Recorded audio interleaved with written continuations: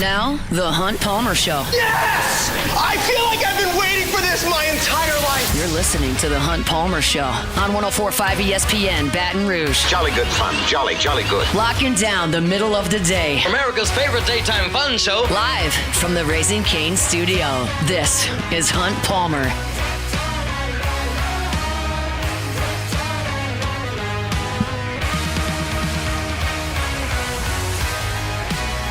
Welcome in! Hunt Palmer coming to you from the Raising Cane studio downtown in the capital city on this Tuesday. It means we're brought to you by Immense Networks Cloud IT Management. Jordan Kitchens, he's frazzled, but he's back there. Cassie Spazzali back there on the ones and twos as well. My guy Jordan's pulling for Egyptian soccer players. They're letting him down, apparently. It's over. Don't let me down. It's over. Y'all pack y'all bags. Get out of my country. Pack your bags. Back to Egypt for the Egyptians. They lose, apparently. Louisiana. America did that last night, too. 3-2. We'll talk about that at the end of the hour.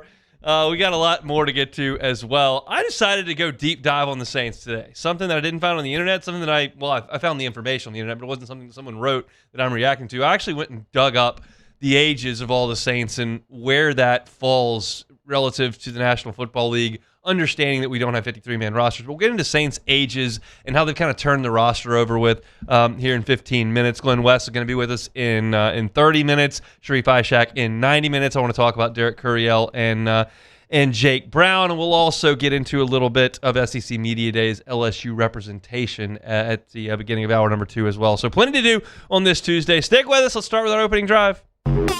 Welcome to the big league. It's time for Hunt's Opening Drive, presented by Fabry Chevrolet GMC in St. Francisville. Opening drive, not going to deal with Egyptian soccer nor Argentinian soccer. We're going to stay on the home front here with a Ruston Bearcat turned LSU Tiger. The breaking news in the last hour. Jaden Anden has picked LSU. He joins his brother as a LSU Tiger. Of course, Aiden Anding been on campus for a couple of years. Unfortunately, Aiden was injured right there at the end of spring ball, right in front of our eyes in Tiger Stadium, had an interception and blew out his Achilles, so he will not be able to play this season. By the time Jaden gets to campus, Aiden should be ready to play, and those two can join forces. You know, brothers, it obviously gives you an advantage. When you've got a brother on the team, you've got an advantage. We can go through the LSU brothers over the years, from the Jeffersons that were here for a very, very long time.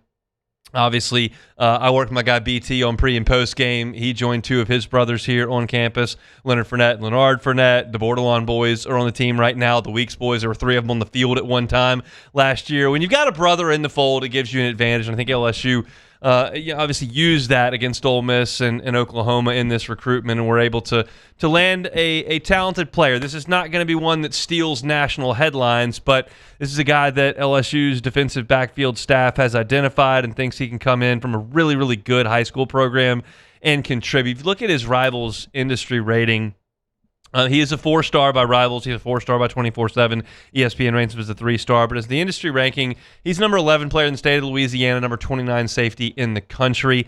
He's a little bit better than that by the folks at Rivals.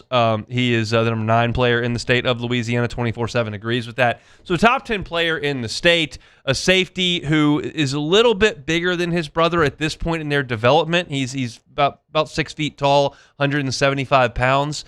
And you figure as a 17-year-old, he will grow into that 6-foot frame, maybe 6'1" by the time he graduates, and upwards of 185 pounds or so if he continues to work and do the things that a lot of high school athletes are doing these days. He's a really good athlete, again, comes from a really good program, and he joins a secondary group and a safety group that LSU is going to have to overhaul, as you do really every year at most positions. But you look at what LSU has at safety entering this year. Tamarcus Cooley is a redshirt junior. He certainly could come back for another year. He certainly could move on. I don't profile Tamarcus Cooley as a first-round NFL talent at any time, but he plays really hard. He's played a lot of football at a very high level at the SEC and the ACC, and he could move on. Ty Benefield is out of eligibility after this year. Well, I say that. Ty Benefield is not, because we've now got to 5 for 5. I've got to retrain myself on that discussion because he could play a 5th year, but he's not going to, by my estimation, if he's healthy. he is a high NFL draft pick if he plays the way we think he's going to play. So Ty Benefield could be gone. Deshaun Spears is draft eligible if he wants to go. Those three guys who we figure are going to play a lot of safety and Spears play star this year could be moving on. You could be replacing all three of your safety spots. Now, maybe not. Maybe Cooley comes back. Maybe Benefield comes back. Maybe Spears comes back. But it stands to reason they could all move on if they wanted to. Behind those guys, you've got Fahim Delane, Mansour's younger brother, another brother situation, even though they didn't play together. You got Fahim Delane, who is a sophomore this year. You got Aiden Hall, who has just come in as a freshman from Carr. He is really big and physical, y'all. We saw him in spring ball. We know Carr's got some talent. That's been a pretty good program over the last few years. Aiden Hall comes in at 6'2" and 195 pounds. By the time LSU plays football game against Clemson, Aiden Hall probably is going to weigh 200 pounds at 6'2" as a true freshman. Jace Thomas is a redshirt freshman at safety. Isaiah Washington from Haynesville is another 6'2", big physical safety. That's kind of a look at where you are on this team. But there's going to be playing time to be had early on. I don't know if I'm ready to suggest that Jaden Anding is someone who hasn't taken a single senior in high school class is going to come in and do that. But you understand you've got to keep rolling those guys in. You've got the portal at your disposal as well. But at safety, LSU has good numbers. They have good talent. They're really old at that spot, but they may have to overhaul it. And maybe Jaden Anding comes in and is a factor in that spot. The other piece to this equation is, of course, the Louisiana piece to it. I struggle back and forth with just how vital the state of Louisiana is for LSU. And I say that not being a 50-50 pendulum swing. There was a time where LSU simply could not survive without the best players in the state of Louisiana. I don't know that we're still in that time. I think we're still in that time. I think you still need the best guys. But then you look at LSU this year, and you're going to put Sam Levitt out there at quarterback, and you're going to put Caden Durham and Dylan Jones out there at running back. I know Harlan Berry's there, but work with the theory as well. You've got wide receivers from every corner of the country that are going to play. You look at the defensive side of the football, and like TJ Daugherty and Whit Weeks aren't from Louisiana. You look at Prince William Monmiel, and he's not from Louisiana. Like, you look up front, Deuce Gerald's is not from Louisiana. DJ Pickett's not from Louisiana. Ty Benefield's not from Louisiana. Like, Deshaun Spears is, Dominic McKinley is, Harlan Berry is, Trey'Dez Green is. Those guys are out there, but like Jordan Seaton's not. You look at, and so I feel like I'm constantly kind of taking in information, and I'm constantly kind of surveying the situation to adapt my views. I'm not going to dig my heels in a new era. I still think LSU needs to get the best players in Louisiana. I don't think that in basketball because they don't grow them. And in baseball, like, you're going to field a starting lineup this coming season, 1 through 9, without William Schmidt on the mound. If Kason Evans is on the mound, like, you're not going to have a Louisiana player in the mix. I don't think Jack Ruckert's going to start. You've always had your Louisiana guys. You've always had Jake Brown in the lineup to help win a national championship. You've always had guys that were from the state. And there have been a ton of guys from Catholic High, a ton of guys from the Catholic League, a ton of guys from Acadiana that have helped you through the years win. And like, yeah, you always have the ability to go get Dylan Cruz. You got the ability to go get Brad Cressy. I mean, I can pull names all day, every day. But it's not as vital for those programs. Basketball needs 8 dudes. You can find 8 dudes anywhere. Baseball, LSU sits at such a high pedestal in the sport with such amazing fundraising that there are enough high school and quartal baseball players for you to pull the money together and pull them for wherever Jay Johnson finds them. In football, you need like 60 contributors. And I just feel like using that geographic advantage that you have, to whatever degree that comes, is still vital. And so every time that LSU gets one of these guys, I count that as a little bit of a bigger win to keep them in the state. Now, I could be proven wrong. I just routed off this starting lineup here of a team that people think is a top 15 team, that think that could compete for an SEC championship, that could compete to make the college football playoff. And the Louisiana influence on that is significantly lessened than it was for the 2011 run. It just is. So it's something I'm thinking about a lot. It's something that I'm surveying, and I don't think that Louisiana is vital to LSU basketball. it's good for LSU baseball. It once was completely vital to LSU baseball because if you were talking about 11.7 scholarships, you needed tops guys on your team to help. You had to go out there and have Mason Katz and Rafe Rhymes and Aaron Nola on your team so you could go get Jacoby Jones from Mississippi where you could allot him more scholarship money. Like, you had to have guys that were cheap who were using in-state tuition to satisfy the 11.7. Now, with NIL, that's not as big a deal. So y'all get where I'm coming from. It's a complicated discussion, but I'm still going to lean on the fact that LSU needs some Louisiana blood on the football field to be the best it can be. I really think that because Louisiana has so many NFL guys per capita, has so many 4 and 5 stars per year in the recruiting cycle, and has been so vital to LSU, and I still think has somewhat of an advantage over the rest of the schools that are going to come in and recruit them. They can still get them. NIL matters, and some guys want to go off to college and all that kind of stuff, and I don't know if they're going to get Easton Royal, and they didn't get Elijah Haven, and they missed out on Albert Simeon, and maybe they did. There are complicated things that I am constantly weighing, but today, with Jaden Anding, a 4-star safety that Ole Miss wanted, that Oklahoma wanted, the picks LSU, I think that's a good thing for the home team to defend the home state and to get that guy in the boat. So good for LSU, good for Jaden Anding, good for Aiden Anding, and good for the Tiger football program as a whole. Good day as Jaden Anding, 4-star safety prospect from Ruston, commits to LSU within the hour. We're off and running on the Hunt Palmer Show here on this Tuesday. Let's take a time out. When we come back, let's switch over to the Saints. Encouraging trend on the Saints roster. We'll talk about it next. The Hunt Palmer Show. Boudreaux's Electrical Services. Boudreaux's Electrical Services. A lot of y'all lost power back over the weekend. Had that nasty storm roll through. It's kind of scary out there. Had the wind blowing. Those clouds were real low, swirling. That happens at 4 o'clock a lot of afternoons around here, and that's not even hurricane season.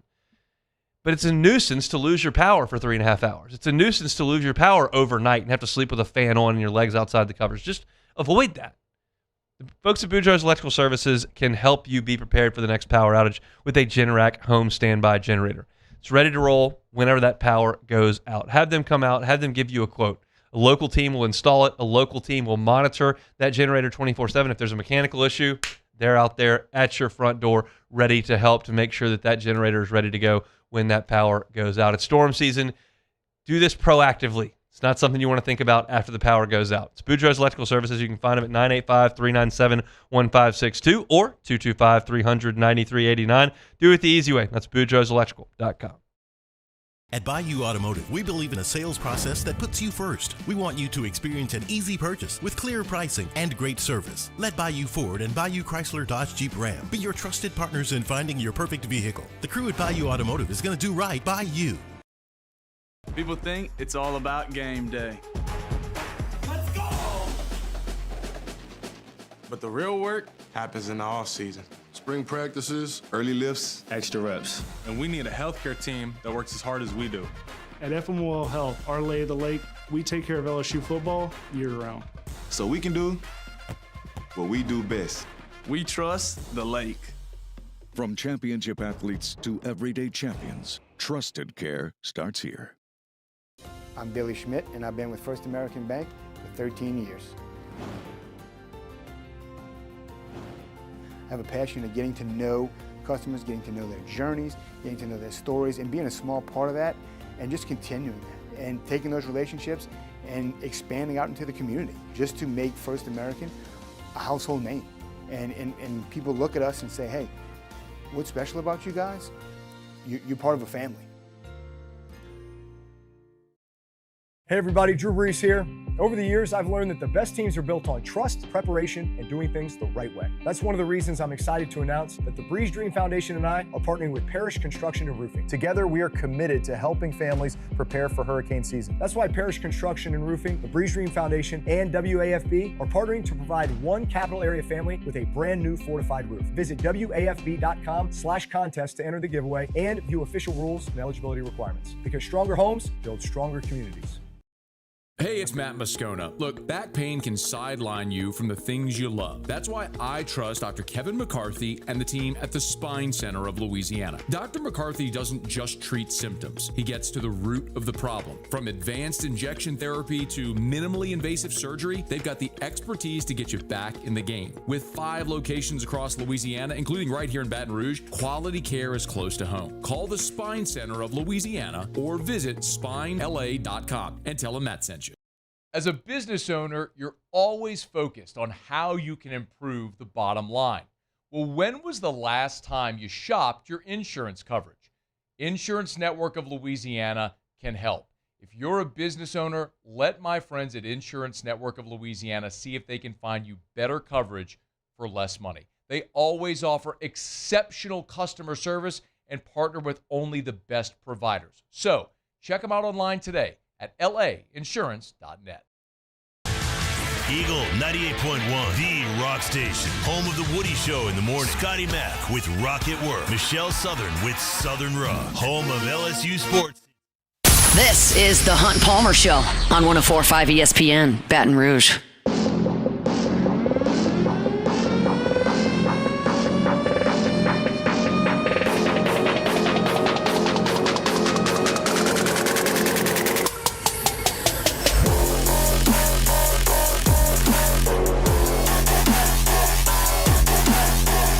Love to remind you, my friends, at Gotros Outdoor Power. At times I get nervous when Boudreaux's and Gotros are right next to each other on the live sheet, admittedly. But they're both great. You should check them out just for different things. Boudreaux's Electrical for your Generac home standby generators. Gotros Outdoor Power for your zero-turn mowers. They're awesome. They got an incredible Hustler inventory, and they've got great deals in July. You got some time. It's only the 7th. But why wait? Get on by and see them. 20% off MSRP for their Hustler commercial mowers, and 0% financing is available for 48 months if you qualify for that. 2 locations, Airline Highway in Baton Rouge and in Gonzales. Get on by and see them. Largest Hustler inventory in the state, largest parts inventory in the state, plus the customer service you get with a local company that's been in business here in the Baton Rouge area for 22 years is second to none. Don't buy from the big box store. Buy from Gotros Outdoor Power. Get those great savings. 20% off MSRP for Hustler commercial mowers, and 0% financing for 48 months is available, all at Gotros Outdoor Power. All right, let's switch over to the Saints, and we'll talk some Saints with Sharif coming up in an hour or two. But I had a thought today as I was sitting at my desk, and I was just kind of scrolling through, and I started thinking to myself, and I was going through player by player and realized I don't know how old these guys are. I just know how long they've been around.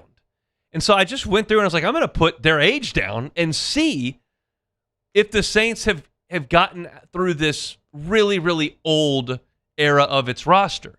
Because you realize entering the 2024 season, after the 53-man roster cuts initially, the Saints were 29th in age in the league. There were only a couple teams older than them in the National Football League. So you're talking about a really old roster. That roster had DeMario Davis. It had Lattimore, it had Cam Jordan, Kamara, Derek Carr, Taysom Hill, Tyrann Mathieu. Like, it was an old roster. Last year at the 53-man cut, it was only 20th. Like, they had it bumped up 29 spots. We haven't gotten to that point in this calendar, but I wanted to look at it. And on the offense, among the guys I consider to be starters or very key contributors, there is only one 30-year-old on the offense. That's Alvin Kamara, and he's not the starter, and we're not 100% sure he's going to be on the team.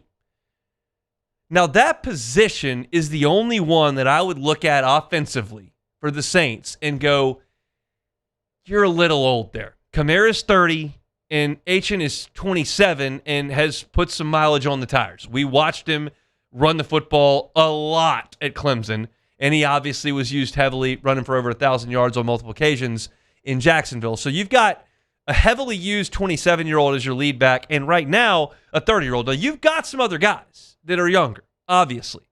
And that's great if you want to go ahead and use some of those. You want to use Kendre Miller, you want to use Devin Neal, well, they got to get healthy. You want to go back and try to rekindle the magic that you got with Audric Estime at the end of the year? Okay, you're a little bit younger there, but Achane is your lead back, and he's a little bit older. Everywhere else on the offense, you're pretty young. Kelvin Banks is a baby. He's 21 years old. On the other tackle, Taliesin Fuaga is 24. You're young at tackle. Now, on the interior, you're older, but that's, I would argue, the spot on the field I would be the most okay with being older. Centers, guards, and tackles don't have to cover a lot of ground. They need to be strong, they need to be on time, and they need to be technically sound. And so you've got Eric McCoy at 28. Now, he's got some injuries, but he's only 28. David Edwards is your oldest guy on offense outside of Juwan Johnson. He's 29. That's no spring chicken, but it's not 36 either.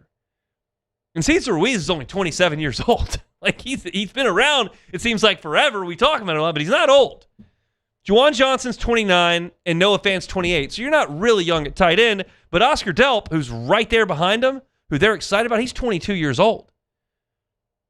And wide receiver, Chris Olave is 26. Devon Vele is 28. So that's not young, but I would argue Olave's in his prime. Tyson's 21. You just picked him up. And then Jalen Polk, who you haven't used yet, is 24. So your offense is not old anymore. Tyler Shuck, I didn't mention there, is 26. I'm not worried about a 26-year-old quarterback. 26-year-old corner, I'll start to look at that a little bit. 26-year-old at quarterback, he's fine. So you're young. All your offensive linemen are in their 20s. All your wide receivers are 28 and under, and the 28-year-old is Vele, who's probably 3, maybe 4. Your quarterback's young enough. Running back's the only spot that I would look at and go, you're a little bit old there. But they can remedy that pretty quickly, especially because they've got some guys in-house that are younger if they can stay healthy and show they can produce a little bit. And it's possible those guys are thrust into action if Alvin Kamara is not with the team, which we're just not sure about at this point. Now, on defense, you look up front, and you're a little bit older. Granderson in the middle is 31. That's towards the end of his prime, if not past his prime.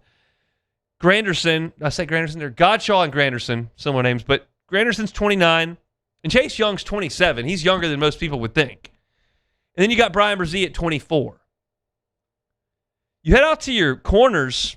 Quincy Riley's 25. Kool-Aid's 23. He was really young when they drafted him. And then Jonas Sanker, who's playing the star, is 23. That's young. Julian Blackman is 27. Now, Justin Reed's up there. He's a veteran at 29, but it's safety, not corner.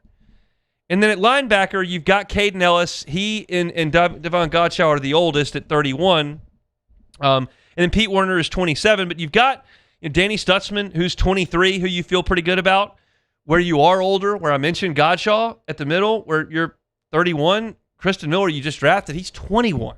So that would be an heir apparent there. I realize I didn't mention Cam Jordan, but we'll see what his role is, and he was pretty productive in that role last year. My point being that I think when they put this together and they make their 53-man roster cuts and you realize that Cam Jordan and Alvin Kamara are not vital pieces to this machine, you're going to be closer to the top half of the league in terms of youth. And that's just not something that the Saints could say the last 3 or 4 years. Now, I'm not reinventing the wheel here, nor are the Saints. This is a natural process in every single organization. But when I look at this group and I look at guys who have to be great for the next 2 years, 3 years, I don't see anyone on this list who in 2 years could be significantly past his prime. Cam Jordan qualifies and Alvin Kamara qualifies. And Etienne is iffy. We'll see. But that's running back. I think you can fix that.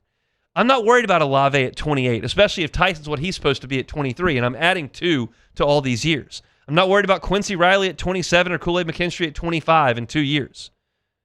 Like, if Danny Stutzman can replace Caden Ellis, there were places last year, there were places certainly 2 years ago where you were looking at this going, I don't know how long this can hold on. And you, as I mentioned these names at the front, you have moved on from the Mario Davis, Marshawn Lattimore, Derek Carr, Taysom Hill, Tyrann Mathieu. You could see the end coming for all these guys. I don't see a cliff coming anywhere on this top, and I think I've listed like 25 players, a little bit more than 11 and 11 on each side. So the front office, while we've maligned them, while we have rightly, I think, criticized them at times for some poor decisions, they have done a good job of creating some youth. Now, what we don't know about this youth is how good they're going to be. That's the second piece of the equation that I can't tell you today. I don't know what Quincy Riley's future is. I don't know what Kool-Aid's future is. I don't know what Danny Stutzman's future is. I can't tell you for sure what Oscar Delp's going to be or what Jordan Tyson's going to be. I don't know if Brian Brzee at 26 is going to be a great player. There are some things I can't tell you for sure on the ceiling level of these guys. And that's the part where if you're going to contend for Super Bowl, these guys have to step forward. But if you just look at the first part of this, which is objective in data, you've now shifted towards the top half of the NFL with youth, where just 2 years ago this time, you were almost rock bottom.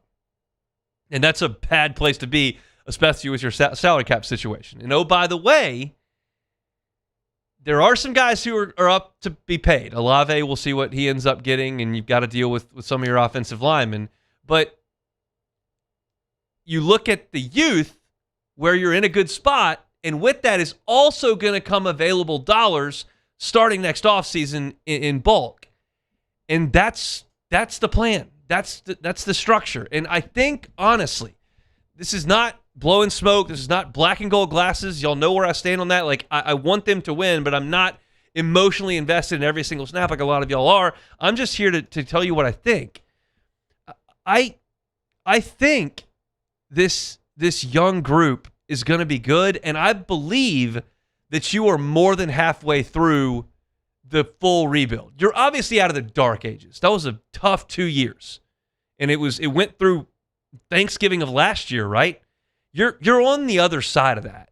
It's just a matter of now that you're on the other side of it, like how much further do you have to go to get to where you're staring Philly and you're staring Seattle and you're staring the Rams in the eyes. I don't see that this season. I don't think that's this season.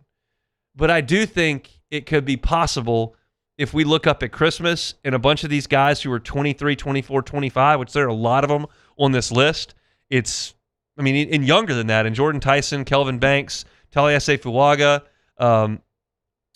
Oscar Delp, Jonas Sanker, Quincy Riley, Kool-Aid McKinstry. There are a lot of guys that if those guys look like they are really coming into their own by Christmas this year, then you can really start ratcheting up the expectation on making the push. But it's got to start with some youth and some cash free.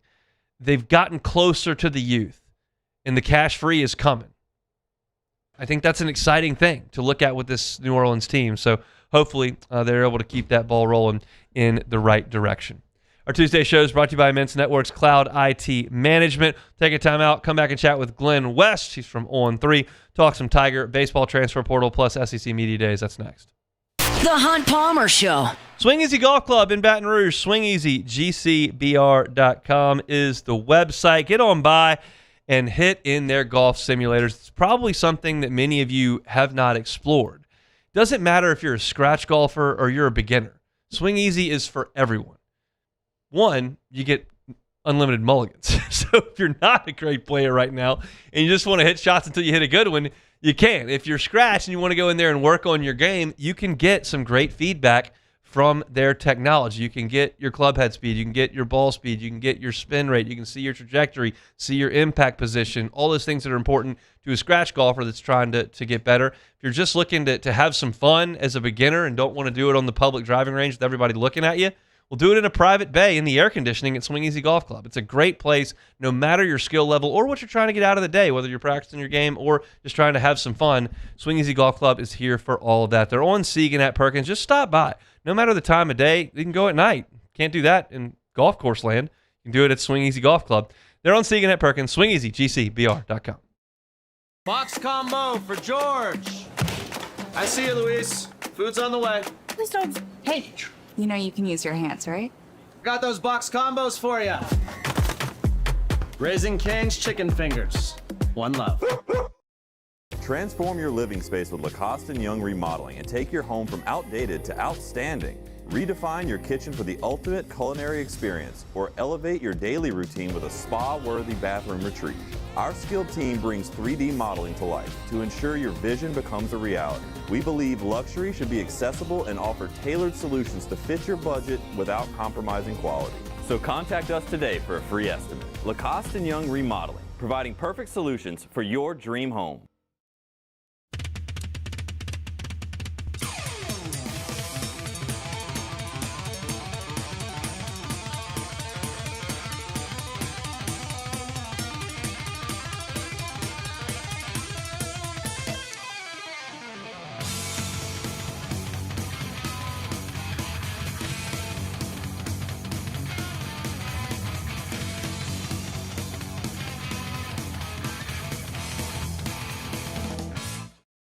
At Ochsner, we know healing is a team sport. That's why we've partnered with world-renowned orthopedic surgeon Dr. James Andrews to create the Ochsner Andrews Orthopedics and Sports Medicine Institute.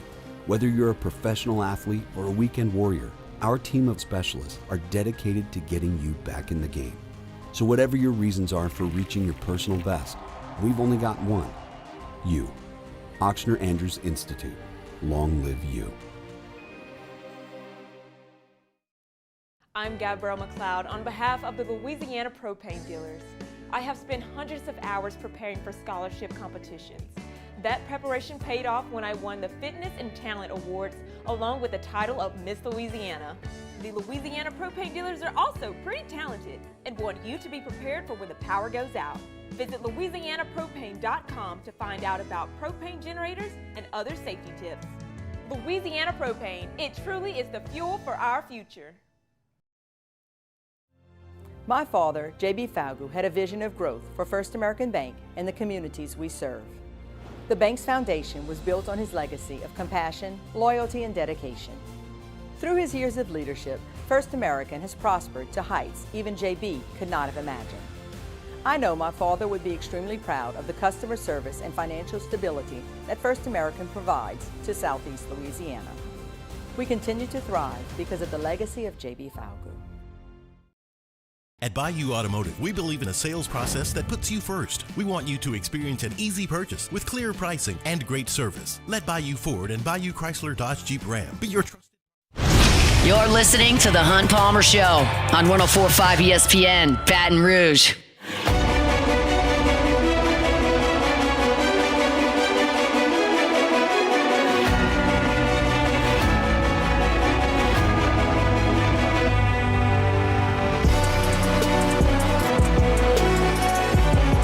Tuesday shows brought to you by an Immense Networks Cloud IT Management. Every Tuesday we talk to our guy Glenn West of On 3, covering the Tigers, football, basketball, baseball. He does it all. We talk about it all here. He joins us on the Jim's Firearms Hotline. Glenn, how are you? I'm doing great, Hunt. How about yourself? Doing quite well. Looks like baseball nearing the end of a portal haul at this point. 3 pitchers in the boat, all right-handed. How do you feel about what they did to address some needs on the pitching front? Yeah, I think the Landon Hood edition, the Diego Velasquez edition is going to be 2 guys that really kind of come in immediately and fill meaningful roles for LSU. I think Caden Smith is a guy who has a lot of talent, but probably needs some more development in the program and needs to, hone in on his command and control a little bit more before you can really pencil him into a bullpen role. But I like what they did. They added 3 pitchers and guys that have good velocity, guys that I think are going to be able to come in and develop in the program. But look, I do think that I take Jay Johnson at his word that, a huge piece for this pitching staff and the improvement of the overall team is just going to have to be through the returning pitchers and through these, this core group of guys, whether it's Kason Evans, William Schmidt, Cooper Moore, Reagan Ricken, several of the left-handed pitchers like Cooper Williams, Danny Lockenmeyer, like all these guys are going to have to take really significant, meaningful steps forward next year for LSU to be the complete team that they need to be in order to get to Omaha. Were you surprised at the Marcos Paz news? Yeah, a little bit. I think that was one that they probably didn't want to see get away.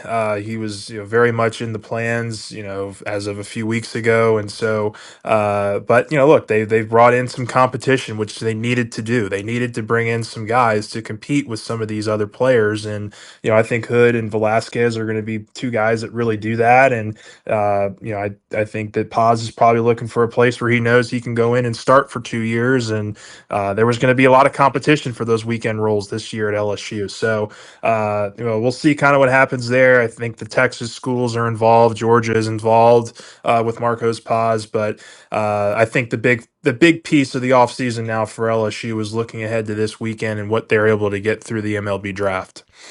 I realize this is really hard to do because there's a lot of kids in the class and you really can't pinpoint the whole deal. But I think they lost 8 or 9 last year. Is something similar expected this year by your estimation? Yeah, I think so. Anywhere from that 6 to 8 range. And I think what is maybe a little bit different is that this class is, over 20 kids right now. So, I mean, they have a good safety net to where if they do lose, on the high end, 8 players, they're still bringing 12 to campus. And so, I think there's some really talented guys that maybe aren't viewed as those upper echelon draft prospects that are going to make it here and, have opportunities to develop in the program. We've already seen a couple of them pull their name out of the draft. Nate Davis was a big one. Certainly the left-handed pitcher Braxton Beatty is going to be another one that hopefully can develop pretty quickly in the program. So I'll be fascinated to see, particularly on the pitching side, which of these one or two big arms they're able to maybe get through the draft here and over the weekend, because I do think that's where if you're LSU, you hope a lot of the focus is in terms of who you can get to campus this weekend. All quiet over at LSU basketball for the moment. I know you wrote about some things that are going on with Jan Madar last week. Are you surprised that we haven't heard much at this point in the calendar? It's still not panic time for us on the outside, but it just continues to be quiet.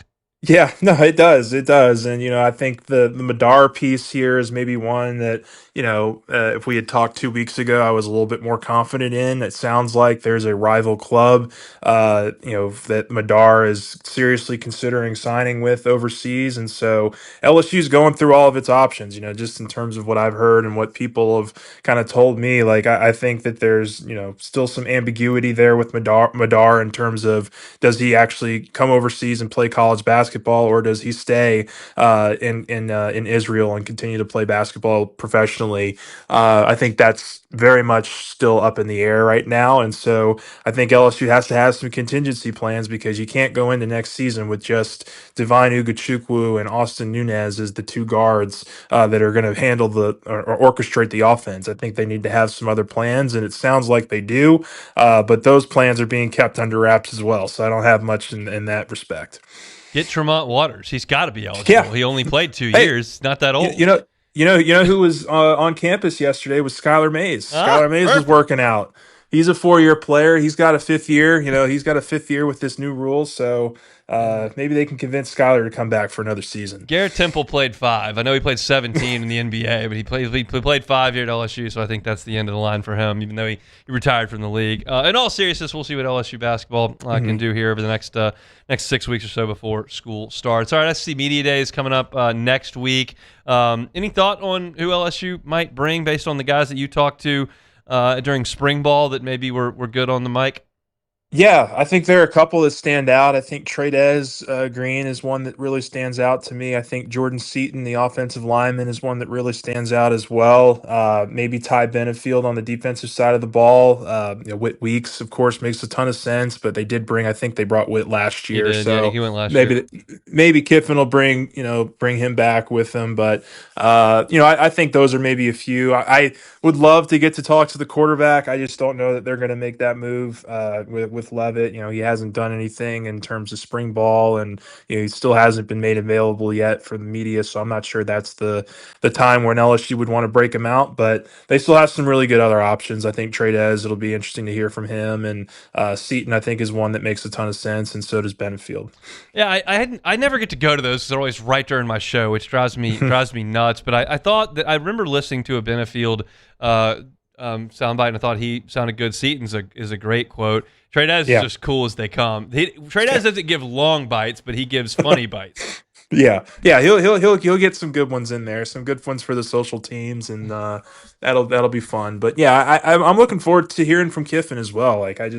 There's been so much built up, with this season in terms of what this is going to look like in year one, and so what he has to say on a more national stage, I think, is going to be really interesting to hear, and kind of also hear what kind of questions are floated his way in the big panel as well.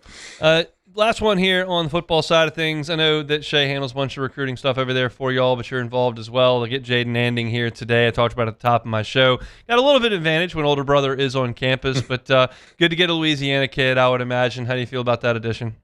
Yeah, another solid pickup. They were supposed to commit last week, wanted to cross some I's or, cross some T's and dot some I's. I think before he finally pulled that trigger, Ole Miss was really making a big move for him over the last several days, but LSU got it over the finish line. So I think that's the 7th in-state commitment now out of the 16 that LSU has. So very heavy Louisiana class again for Lane Kiffin, and they're still working on some other guys. Like, I think the Easton Royal book is far from closed. We'll see if they're able to get that over the hump in the coming weeks and months. But really strong summer. I mean, they went from 4 at the beginning of the summer to now 16. So they've really done a huge chunk of their work here over these summer months, and now we'll get a chance to kind of step back and kind of reflect on what they want to add for this class going forward. But Anding's another really strong piece, a guy that I think that they're going to get in and develop like his brother, and that's another piece of it too. Like Aiden Anding was, I mean, you were out there. He was one of the bigger surprises and one of the more impactful defensive backs that was improving in the program, before he unfortunately went down with that injury in that scrimmage. So hopefully he gets a speedy recovery and is out playing with his brother next year. We shall see. Glenn, we appreciate the time. We'll talk next week. All right. Thanks, Hunt. He's Glenn West, senior writer over at the Bengal Tiger with the On 3 team. I want to remind you about the Highland Insurance Group, online at highlandig.com. Highlandig.com. Jonathan Carbo and his team are really focusing on the benefits side of insurance because they understand there's a lot of pain out there for business owners, for CFOs, trying to balance the books when you've got just exorbitant costs on the benefits front. If that's familiar to you and you would just like to have a conversation about what another option could be, talk to Jonathan Carbo and his team at the Highland Insurance Group. They do a fantastic job. They have multiple options. They're not married to one carrier. They've got options there as an independent broker, and they're not promising a magic bullet, but they're promising a conversation and a potential second option. Benefits are important. It's important to take care of your employees with their health care, to take care of them with their dental and their vision, and to make sure that they want to stay there because they feel comfortable with the health care they're provided for their family. If you're struggling to keep your employees happy and balance the books on the other side, contact the Highland Insurance Group. They're online at highlandig.com. All right, I want to address one thing because I didn't do it yesterday, and I'll talk about it briefly before we come back and close the hour. The Marcos Paz deal. I checked on that after it happened, and just the deal where LSU did not expect him to be a defection. They felt like they had a really good plan in place for him moving forward, and they were disappointed with that. I think there have been times in Jay Johnson's tenure here where there were guys that the path to the field was blocked, and you understood that they were going to move on. Maybe they didn't pan out the way that the coaching staff thought when they took their commitment as a high school junior. Maybe just the development of somebody in their class or right in front of them just wasn't going to allow that person to get to the field. And you understand those guys transferring out. It's just part of the nature of sports right now. This was not one of those situations, and LSU would have liked to keep Marcos Paz in the fold. Situation where he started looking elsewhere, and it looks like that's going to be an SEC landing point. Georgia and Texas are obviously involved. Texas A&M has gotten involved as well. Obviously, he's a Dallas kid, so we'll see if he ends up in Lone Star State. Wes Johnson's involved now there. That's a guy that LSU didn't want to lose, and the likelihood is that you're going to face him the next 2 years. And it's not to suggest that Marcos Paz is already some All-American. His numbers weren't very good this past year, but he still commands pretty hefty payday, and it appears somebody's ready to give it to him. And LSU just was disappointed to hear that at this point in the calendar. It was late. I mean, this is a late portal, and a lot of guys, they know when the season's over, all right, I'm going to the portal, boom. Paz didn't do anything. It was 3 weeks, and then all of a sudden, yeah, I'm going to the portal, and that was just a really disappointing thing for the LSU coaches to hear. So I know LSU's checking in on all that entire process, and we'll see how it all plays out, but I expect Paz to show up in the Southeastern Conference next year at one of the two Texas schools or at Georgia. All right, we'll take a time out. I wrote a column about soccer and Thanksgiving on LouisianaSports.net. I'll talk about it next. The Hunt Palmer Show. First, let me tell you about Fabry Chevrolet GMC online at fabrychevrolet.com. That's fabrychevrolet.com. A new school year is coming. If you want to get that new ride, what better place to go than Fabry Chevrolet GMC on Highway 61 in St. Francisville. They're under new ownership. The Fabry family's been in business here in Baton Rouge for 35 years, 3 locations, 5 brands, and it's the customer service and that personal touch that sets Fabry Chevrolet GMC and really the Fabry family apart.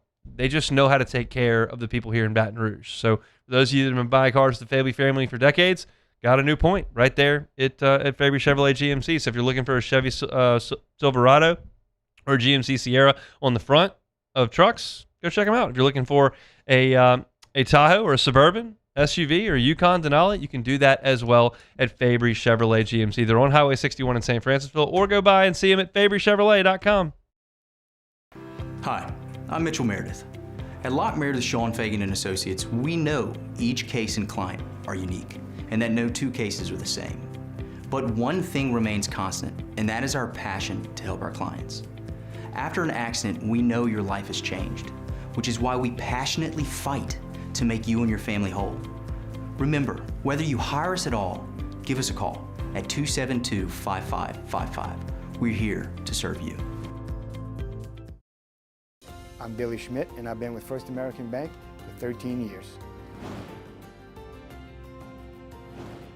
I have a passion of getting to know customers, getting to know their journeys, getting to know their stories, and being a small part of that, and just continuing that, and taking those relationships and expanding out into the community, just to make First American a household name. And people look at us and say, hey, what's special about you guys? You're part of a family. When it comes to industrial construction, River Parish Contractors can do it all. Mechanical, structural, custom fabrication, specialized welding and turnaround services.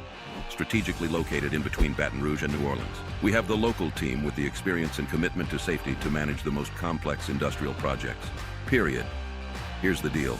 Partnering with us means your project is delivered on time, on budget, and most important, safely. River Parish Contractors, let's get building.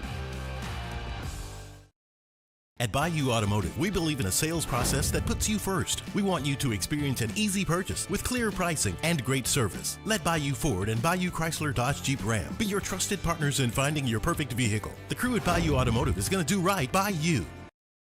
The experts at Hood Dental Care want you smiling bigger and healthier than ever. New patients can get a healthy gums cleaning for just $89, plus a free exam and full mouth x-rays. A $376 value. With over 3,000 5-star Google reviews, 5 local locations, and easy online scheduling with same-day care. Hood Dental makes it simple to get started. And we always have other great giveaways for new patients. Check out hooddentalcare.com and schedule your appointment today. These are the luckiest ice cubes in the world. They could have been a thankless bed for an all-you-can-eat salad bar. But instead, they've been called upon to cradle and cool a crisp, refreshing Dos Equis. Looks like the lucky just got luckier. Dos Equis. Supreme Jasmine is premium American-grown rice. From local farms to your table, every grain is supreme. You're listening to The Hunt Palmer Show on 104.5 ESPN, Baton Rouge.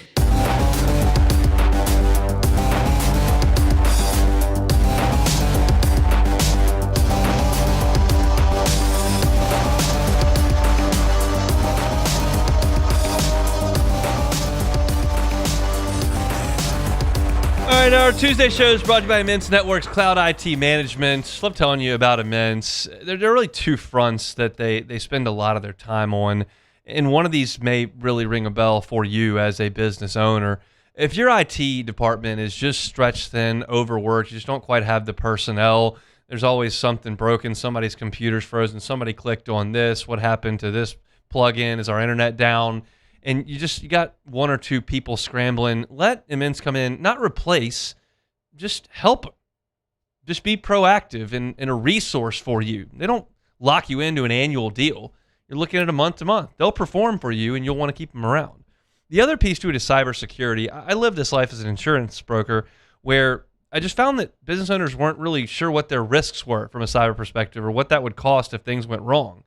And Immense is proactive when they're working with you on your IT to make sure that you're doing everything you need to do to keep your system safe and running, because there are constantly folks on the internet trying to get around things. And Immense is constantly looking for that. You're not. You're doing your job, right? So let Immense come in and proactively protect your systems from an IT perspective. Let them come in and help your IT department if you feel like you're stretched thin. Find them online. It's a really easy website, immense.net. They're Immense Networks, Cloud IT Management. They're online at immense.net. That brings you our Tuesday shows. All right, look, I watched Team USA. I watched every kick last night. Obviously, they got destroyed. I'm not here to tell you why. I don't know why they got destroyed. I don't know anything about soccer. But I just kind of came to the realization last night after like 4 days of soccer watching that I'm just not into it. And that's okay. I'm certainly not telling you don't be into it. You can like whatever you want. I talked about this yesterday. I love golf. You probably don't love golf. I don't love MMA. I don't care about MMA. There are some of you that just can't miss a card on MMA. But I think about my sports consumption like my Thanksgiving plate. Like, I carefully look at the spread on Thanksgiving to determine what it is that I need to put on what part of my plate, maximize the real estate, right? And I started thinking about, like, football in this country, for me, it's the turkey. Like, is it my absolute favorite thing? No. Do I really like it? Yeah. Is it going on the plate? Absolutely. I'll take it. It's awesome. For me, baseball, from a college perspective, is like sweet potato casserole. Like, some people don't like sweet potato casserole. It's orange. People don't love it. I love it. Shovel it on the plate. I want college baseball all the time. It's for me. I love it. MLB baseball, that's like the mac and cheese. I loved it when I was a kid. I'm going to love it when I'm 80. I love it. Heap up the mac and cheese. And I think of like basketball from a college NBA perspective. It's like the dinner roll. Is it my favorite? Am I going to gorge that? Am I just going to sit all the time and watch that? No. Do I really like it when yeah, like it a lot. For sure. And like soccer for me, it's like deviled eggs. Like you might love deviled eggs. I don't eat them, and I'm not going to eat them anymore. And I'm not going to watch any more soccer. I'm not riveted by the product. I'm riveted in a sense by the pageantry of this event. I think the World Cup is awesome, and we talked about it yesterday. I just don't like the concept of the game. I don't like PKs. I don't like the fouls. I don't like the guys falling over. I don't like the guys motionless on the field. It's a lot of the things I said yesterday, but it just, and then the fact, and this probably is part of it. I just don't, we're not any good. And so that hurts my investment in it. I freaking love watching the Olympics. I love watching swimming. I love watching 2-on-2 sand volleyball. I like watching the volleyball. I'm never going to watch those. I like watching them because we're good at it and it's America. I'm watching the World Baseball Classic. I realize it's a little bit because the pitchers don't go 6-7 innings. They're out there on pitch counts because their teams care. I like Team USA basketball.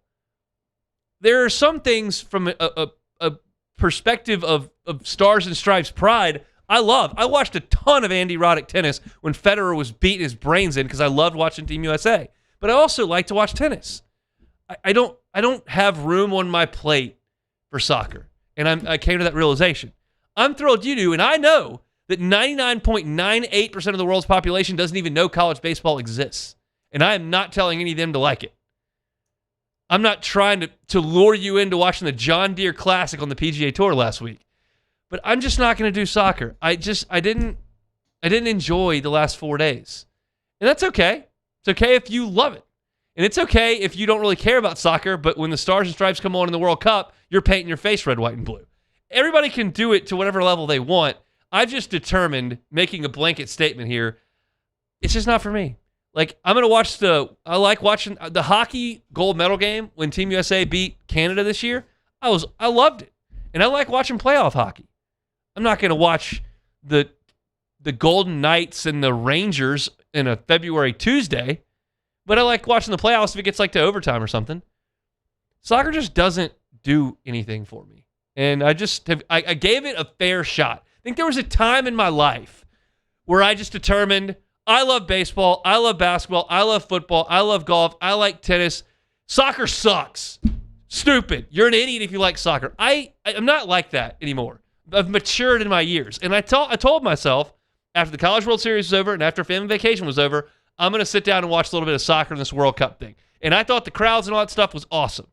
I thought watching the sport being played, for me, 95% of the time stunk. And I'm saying that, and I didn't watch it, but on the heels of a team scoring 3 goals in the last 10 minutes in a great comeback soccer game where Messi's scoring goals. I get it.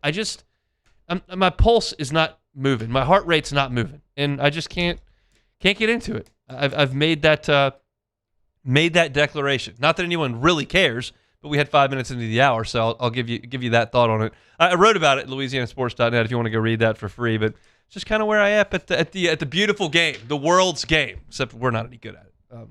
And I'm kind of done with the conversation that even I've had on this station in the last 2 weeks about our great players not being, like, all our great athletes not playing soccer, which we would crush the other teams if they did. I'm kind of over that discussion too, because it broke out in my group text last night. Kind of over the whole thing. And I think a lot of America is now that we're not in. But we'll see.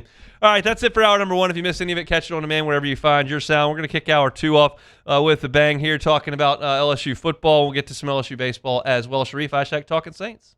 The Hunt Palmer Show. Here's some baseball for you. Marucci, they got baseball year-round. If you don't like soccer and don't like football and don't like basketball and don't like golf and don't like MMA, but you love baseball, Marucci's got you covered. And you can actually go take a tour and learn how Marucci became the official bat of Major League Baseball. It's an incredible story from right here in Baton Rouge. 2 ex-MLBers in the backyard decide to make a bat. Their trainers there. They determine it's pretty good. People start to hear about it. People start to get their hands on it. And all of a sudden, it just breaks out like wildfire. And 22 years after that started, you're the official bat of Major League Baseball. Go learn that story. Go learn how that happened. And then go see where they make 1,200 bats a day. Go see where they stay in those bats and send them off to the best players in the world. MLB All-Star Games coming up next week. You'll see players swinging Marucci from right here in Baton Rouge. Go learn about it. Go take the tour. Go see the hitter's house there at Marucci. It's a true gem here in Baton Rouge, and they're online at MarucciSports.com. At Bayou Automotive, we believe in a sales process that puts you first. We want you to experience an easy purchase with clear pricing and great service. Let Bayou Ford and Bayou Chrysler Dodge Jeep Ram be your trusted partners in finding your perfect vehicle. The crew at Bayou Automotive is going to do right by you. Who bears the standard? Who sets the bar?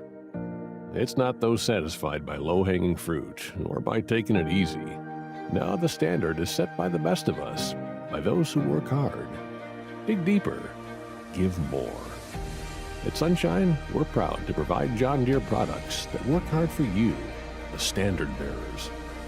Find the dealer nearest you at sunequip.com.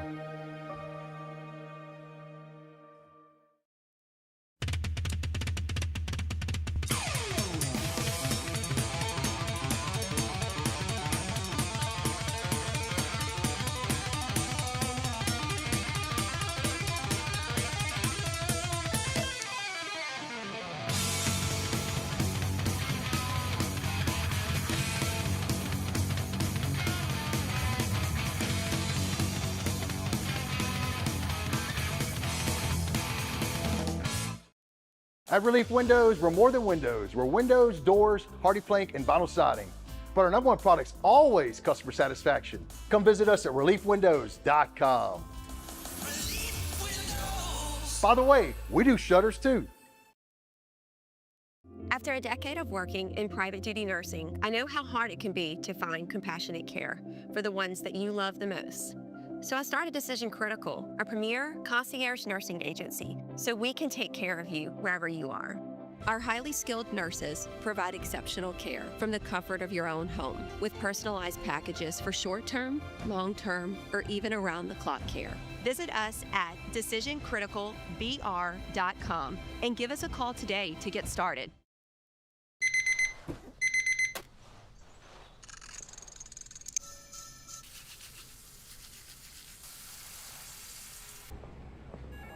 Sometimes you ignore the signs, even when they're right in front of you. problem gambling isn't always easy to spot. Know the signs. Set your limit. Learn more about healthy gambling habits by visiting us online or text or call for free confidential help now. Looking for cleaner energy? Propane is energy for everyone. And when you're cooking with clean, affordable propane, you're cooking with gas. In the wintertime, nothing heats a home like Louisiana propane. And when you need hot water, propane's got you covered. Oh, and you won't regret that propane generator when the power goes out. I'm Miss Louisiana, Gabrielle McLeod, and to find more information and to find a propane dealer near you, visit louisianapropane.com.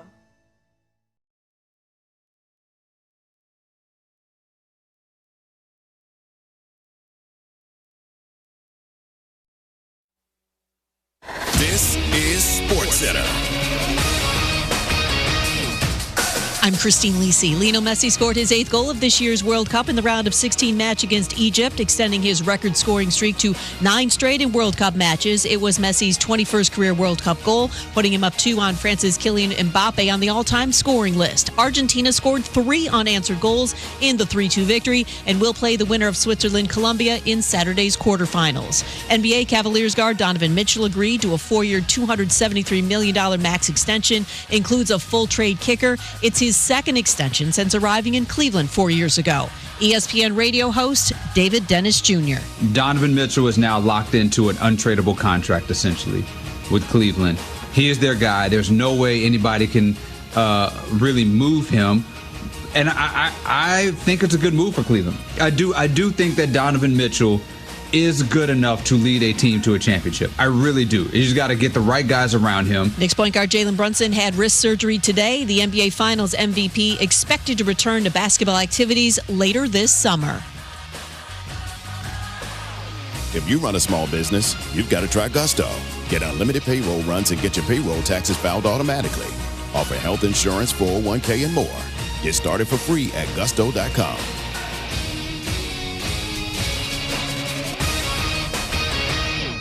Now, the Hunt Palmer Show. Yes!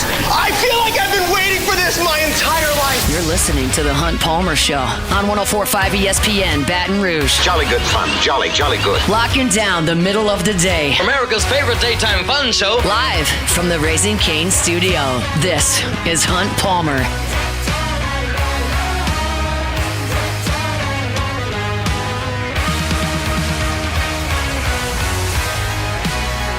Hour 2, Tuesday edition of the Hunt Palmer Show, 104.5 ESPN Baton Rouge, brought to you by Immense Networks Cloud IT Management. Sharif Ishak coming up in 30 minutes. Hope you'll join me tonight at Court to Table. Out last week for vacation, back in action this week, 8 o'clock for sports trivia.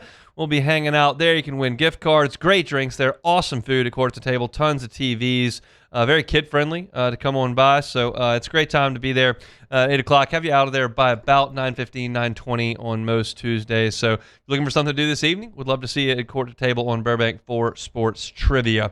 SC Media Day is coming up next week. Well, we go next Sunday, so I guess it's technically kind of like 3 weeks, but it's 2 weeks away. And I realize fully that this is a bigger deal to the folks of us that go than it is to you all who are consuming content. I think there's a large faction of you that are yearning for football at this point. My entire Twitter timeline was full of folks saying, it's football season, it's football season, it's football season, which makes me want to do really mean things when people say that after the baseball team loses. But when the soccer team loses, I don't really care. So I chuckled a little bit at that last night. But yeah, I think a lot of people want football content, and so we're going to provide a ton of it when we're there in Tampa. Off the Bench will be there. I'll be there. AFR will be there. I'll be writing for LouisianaSports.net. Marla will be writing for LouisianaSports.net. So we'll have a ton of content on the website, a ton of content over the course of our 4 days there. Oftentimes, we bounce on Thursday midday because it's kind of empty. This time around, LSU's day is Thursday. So it changes our schedule a little bit. So we'll get every single team in the SEC over the course of those first 3 days, and then including LSU's day on the 4th day. And I know that is not as big a deal for y'all this far out as it is for us, but you're also going to get to consume some content from some LSU players that you're trying to get to know leading up to this season. And I'm just curious how Lane Kiffin is going to handle his guests at Media Day. We got a sense of some guys like Brett Bielema when he was at Arkansas. You did not go to SC Media Days unless you were a senior, period. And when Les Miles was here, he rarely sent guys twice. Oftentimes, coaches want to send guys who they can trust not to say anything silly. Trying to stay away from the bulletin board material, right? But I don't really know how Lane Kiffin handles Media Day and how much he cares about who goes and how much he leans on sports information and Tommy Karam as to who they trust to go out there and talk. So I don't have a great feel for who LSU is going to bring this year. I understand that Whit Weeks went last year, and I think that probably is a strike against him, but maybe not. Maybe they want to send their defensive captain for a second year in a row. I feel like if you send Whit Weeks, you're going to get a lot of questions about Whit Weeks and Landry Kiffin dating and Lane Kiffin being the head coach. And that's a story that we talked about briefly last year in the Ole Miss game, talked about briefly last year when Lane Kiffin became the coach and Whit was out there for the spring. And it's run its course in Baton Rouge. If you want to kick that up again for all the national guys to talk about, you can send him, but he's probably going to get a lot of that. And what that's like playing for a dad of his girlfriend, the whole deal. Like, do you care that that's going to be a narrative if you go? I don't know. But I gave a guess as to the three guys that I think that LSU will take. I'll give you some of my honorable mentions, but these are my guesses, and they're just that. These are guesses as to who LSU is going to take. I start with Sam Leavitt. He's the quarterback, probably the face of the team. Now, he has not spoken to the local media since he arrived in Baton Rouge. He was not available after practices. He didn't really practice. He hasn't taken a snap at LSU. He's a transfer. Like, LSU sent its quarterback last year in Garrett Nussmeier, but he was a fifth year who, was the face of the program at that point and had come back, and he was an obvious choice. In this case, like, Leavitt has dealt with the media. He was in the college football playoff. He was in the Big 12 championship. He has absolutely dealt with big media, and he was a redshirt freshman at that point. And as far as I know, like, there's no significant storyline that the media would try to pick at there. Obviously, he's a highly paid transfer quarterback. If you don't want a player to be taking questions about money, you really limit who you can send from LSU because they paid a lot of transfers to show up. But I think that Sam Leavitt's got a good chance to go because I think he's the face of the team. And so I think that he was my pick to go. My second pick is Ty Benefield on the defensive side. Benefield's a good quote. He is, in many of the coaches' opinions, going to be a standout player on this team. He's going to be, in many people's opinion, a award candidate. And if you want to get some media members on your side to try to win the Thorpe Award or win, one of those awards down the line, then getting him out there in front of the media for 7 hours in Tampa might be a good idea. And I think there's a real chance he's the best player on LSU's defense. And so I picked Ty Benefield as my second choice. And the last one is one I think has a decent chance to go. And he's not a guy that you're thinking about, I would imagine. If you're going through names in your head right now, you're probably not thinking about this guy. It's Bo Bordelon.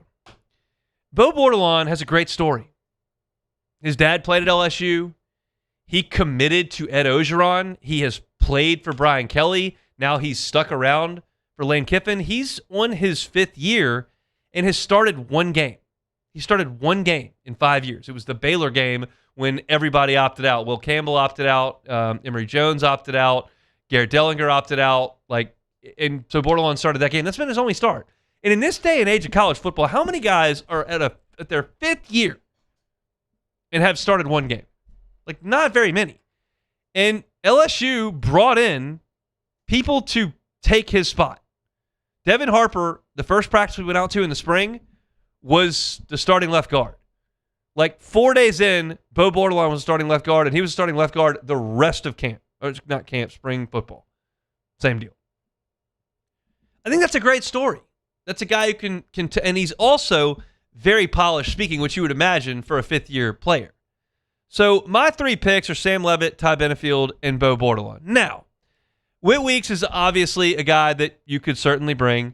We talked to Glenn West in hour number one. Tradez Green is a likely first-round pick, a likely All-American, and has a great demeanor with the media. He's not a long quote. You're not going to confuse Trey'Dez Green for Paul Maneri on the mic where he goes and goes and goes and goes.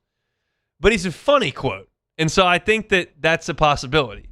He's endearing. He's got a big smile. And so I could absolutely see Trey'Dez Green going. DJ Pickett is going to be a big-time player on this team. I have not seen him do a lot of media, so I would kind of bet against that one. Braylon Moore is certainly a possibility. He's an old player. He decided to come back, could have gone to the NFL. He's a returner on an offensive line that wasn't great. He's in this new Lane Kiffin offense and in charge of kind of the tempo of things up front, and he's a pretty good quote. So I wouldn't be stunned to see that. Jordan Seaton is a great quote. He's a very high-profile player, but when I put Sam Leavitt and Ty Benefield, I couldn't put Seaton because I just can't see a situation where LSU sends 3 transfers to media days. That, to me, seems unlikely, so I wanted to put a returner in there. And Trey'Dez Green makes a ton of sense, but I put Bo Bordelon. I think Bo Bordelon's got a chance to go. Bo Bordelon reminds me a little bit of T-Bob. It's no surprise at all that T-Bob got into media after watching him at SEC Media Days, where he's just a very polished speaker. And at times you can misconstrue the sophomoric nature of his jokes, but T-Bob's got a great vocabulary and a level head on his shoulders, and has become a great media member. And Bo Bordelon is kind of the same way, where T-Bob was never going to be a star on those teams, and he wasn't even a starter at times. But they sent him. Now, part of it had to do with Tyron getting in trouble, but they sent him, and it's 3 coaching staffs ago. But that's my pick. I don't think y'all are just oozing in anticipation to learn who these are, but I am to an extent because I'm going to talk to them, and that's where our content's going to come from, LouisianaSports.net and on the air and what recorded interviews we get. You'll hear your first real taste of the 2026 LSU football team that I know y'all are just chomping at the bit to get to know and to watch, is going to be these 3 guys in Lane Kiffin at Media Days. And Kiffin will be a circus and he'll be the draw, but these are the 3 guys that I picked, Leavitt, Benefield, and Bordelon. I'm curious to see. I got 2 or 3 last year, and we'll see how I do this year with those 3. Trey'Dez is the one that I feel like I may have missed the boat on, but I like my picks. We'll see where it all shakes out. All right, our Tuesday show is brought to you by Immense Networks Cloud IT Management. Let's talk some LSU baseball when we come back. The Hunt Palmer Show. Love telling you about my good friends at Lifetime Roofing. They're online at lifetimeroofingla.com. That's lifetimeroofingla.com. You want to be able to trust your roofer. It's important because there are roofing companies that will come in and take advantage of unknowing customers who will sell them their most expensive item, which is a new roof, when at times you just need a repair. Trust the folks at Lifetime Roofing to go up and assess your roof. If it rains and you feel like you've got damage, Lifetime Roofing. If you've got a nasty storm like Sunday, Lifetime Roofing. There's hail and certainly storm season, Lifetime Roofing. You can trust them. They're Baton Rouge based. They grew up in Baton Rouge. The ownership group did. They want to serve the community of South Louisiana. They understand that oftentimes when roofers are brought in bulk, that there's a significant occurrence in a lot of people's lives. And they want to be a help in that way to the community that's raised them. That's Lifetime Roofing. Check them out online at lifetimeroofingla.com. That's lifetimeroofingla.com. At Parrish, we're built for tough players and tough roofs. Coach is tough on us about preparation, and Parrish brings that same championship mindset. Do business with someone you know. Parrish Construction and Roofing. ParrishGroup.com. The experts at Hood Dental Care want you smiling bigger and healthier than ever. New patients can get a healthy gums cleaning for just $89, plus a free exam and full mouth x-rays. A $376 value. With over 3,000 five-star Google reviews, 5 local locations, and easy online scheduling with same-day care. Hood Dental makes it simple to get started. And we always have other great giveaways for new patients. Check out hooddentalcare.com and schedule your appointment today.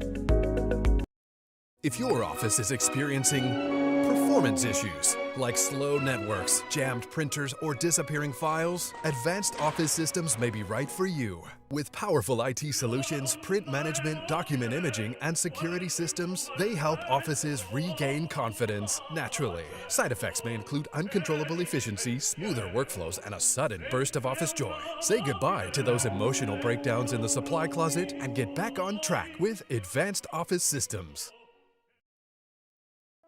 Another roof gone too soon. Looks like neglect. There's no doubt about it. This is a case of poor installation. At Pelican Roofing, we don't guess. We investigate to find the real cause of your roof's problems. Call Pelican Roofing for your free roof investigation today. Case closed.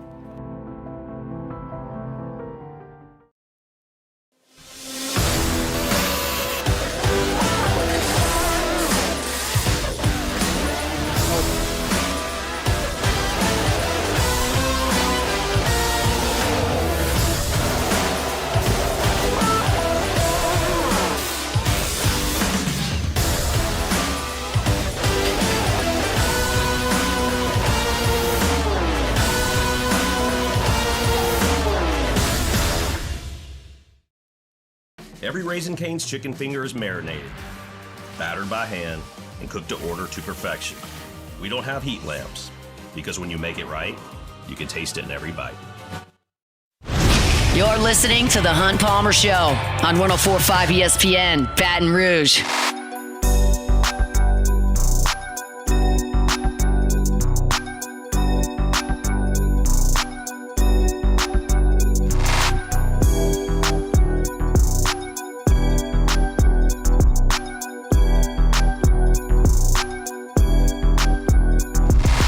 Sharif Ishak in 15 minutes talking Saints. Obviously, the heat is here, will be for a couple of months, and our friends over at Ochsner just want to remind you about some heat and hydration safety tips. You want to recognize that dehydration first. Here's a quick checklist for you. Dry or sticky mouth. If you're feeling a little bit lightheaded, if you're not using the bathroom as much, your heart rate is elevated, maybe there are some mental changes, that can be a major red flag. If you are dehydrated and need medical attention, find your nearest Ochsner urgent care at ochsner.org/UC. That's ochsner.org/UC. Hydration is so important year-round, but it's important right now. It's essential for overall health and performance, so make sure you're staying hydrated day to day. If you're out longer than an hour, add electrolytes and aim for 2-to-1 water to sports drink ratio. Just some helpful tips to try to avoid some dangerous circumstances out there as this heat lingers all summer long in South Louisiana. Again, that website is ochsner.org/UC. All right, so I'll tell you all a story that I heard the last weekend of the regular season in baseball.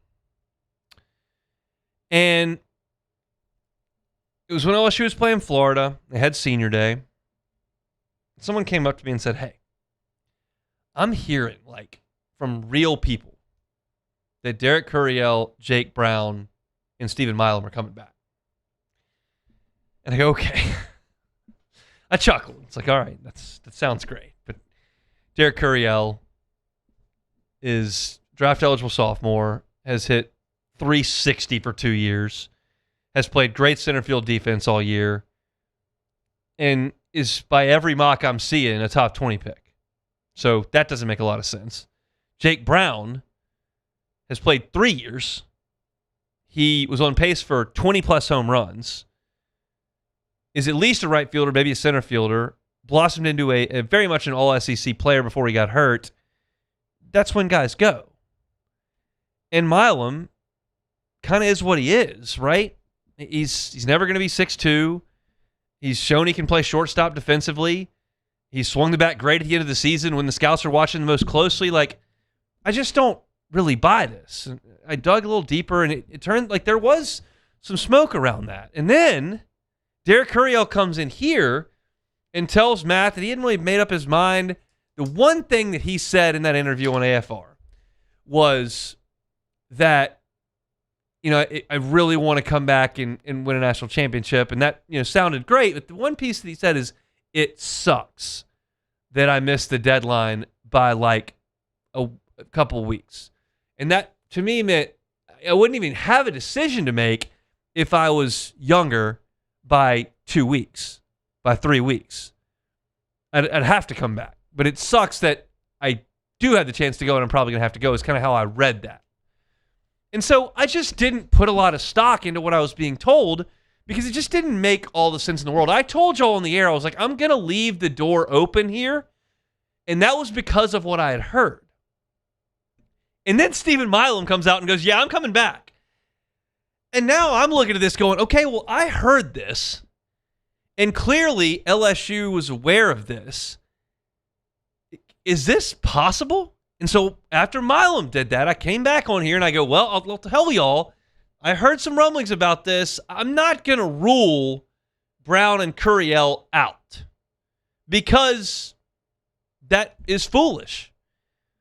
Now we're getting closer to draft time. And here is my opinion on this. I don't have anything close to what I heard then on senior day now.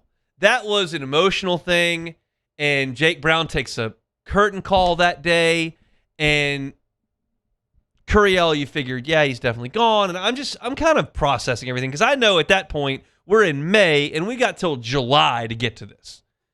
So as I sit here today and I look at what LSU did in the transfer portal, the moment I saw the news come across that Angel Aya was coming to LSU, that's when I went, okay, they know that Jake Brown's not coming back.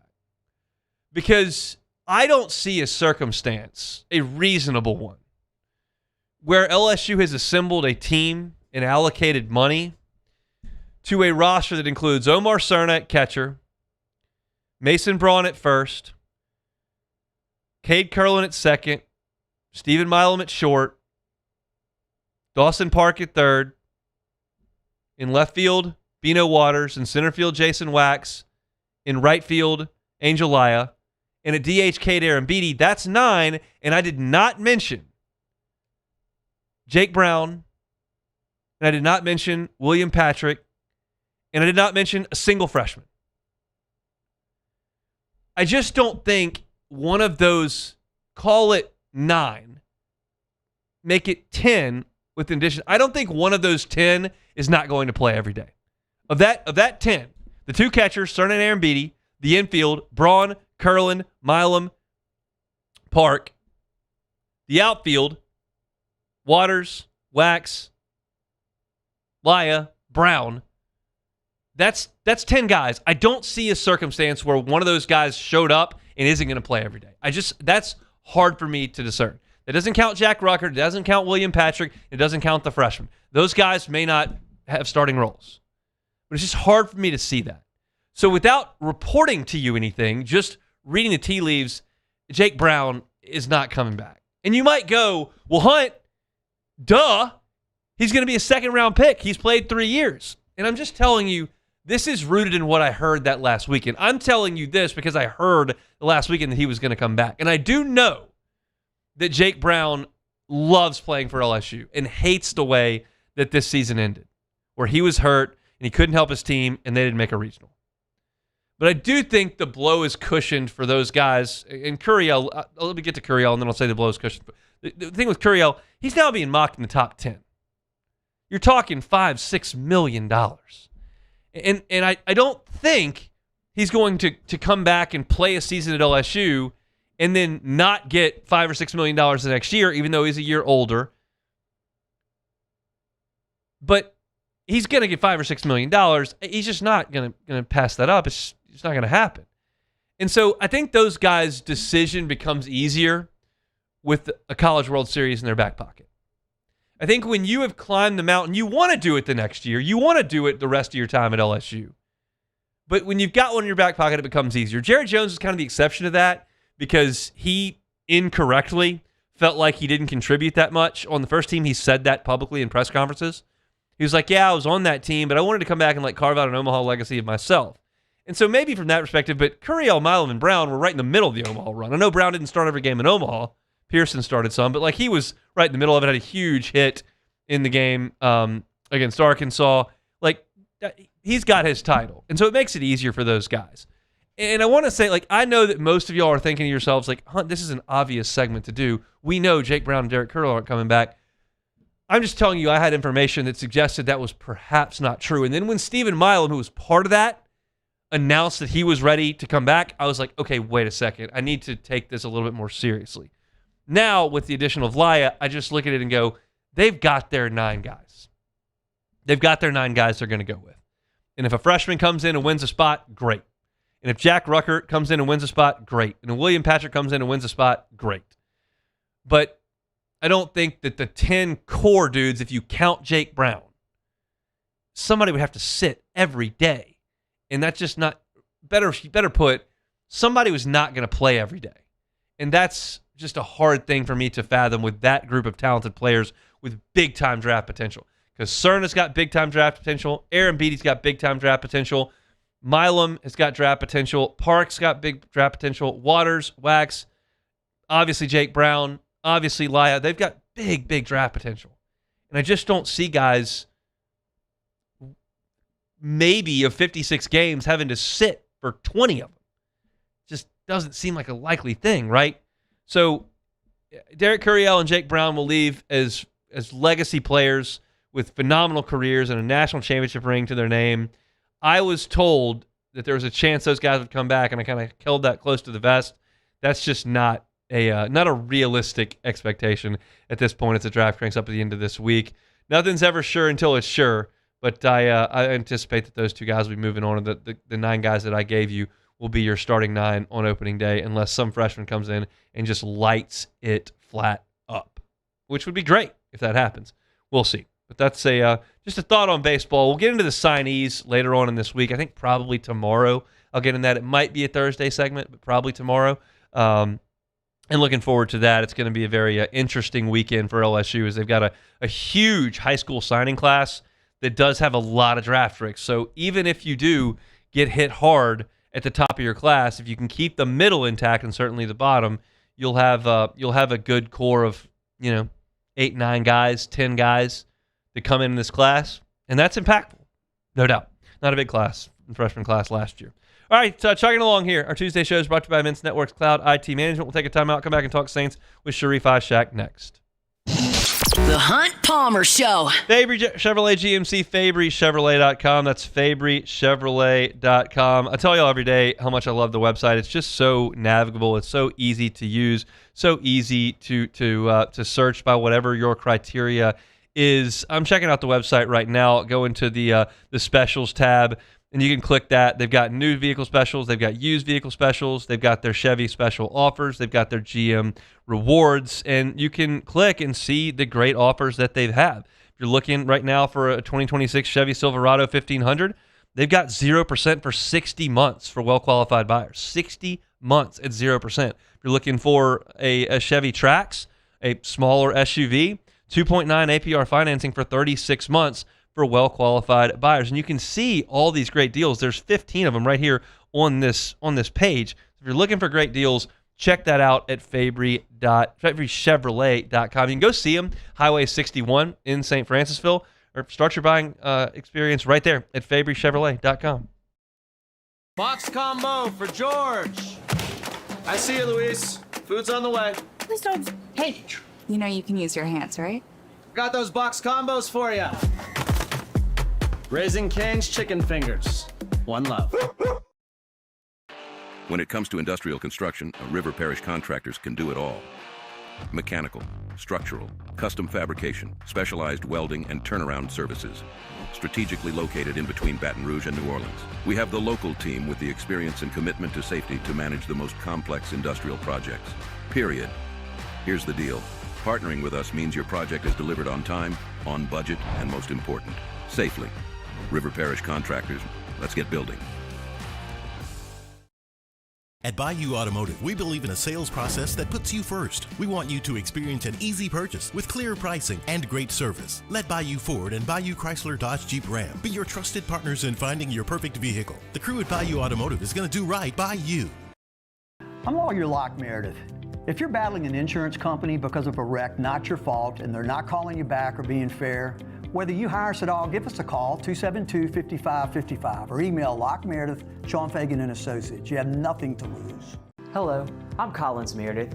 If you've been injured on the job, you'll likely have a workers' compensation claim, but you may also have a tort claim, which opens up significant recovery rights not normally available for a work injury. If this is you, call us or come see us at Locke Meredith, Sean Fagan and Associates.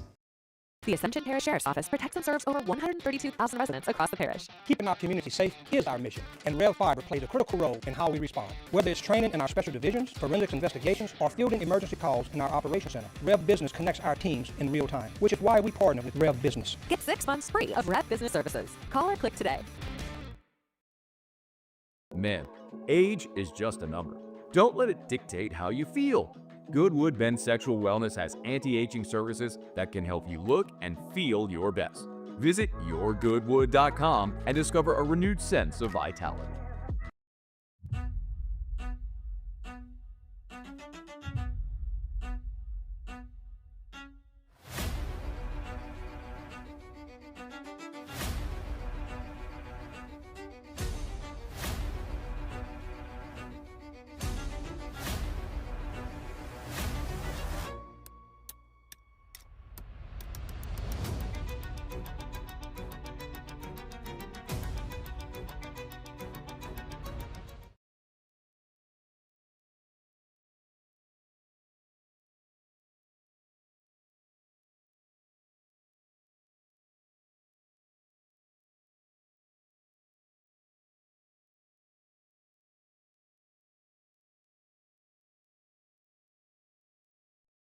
This is the Hunt Palmer Show on 104.5 ESPN, Baton Rouge.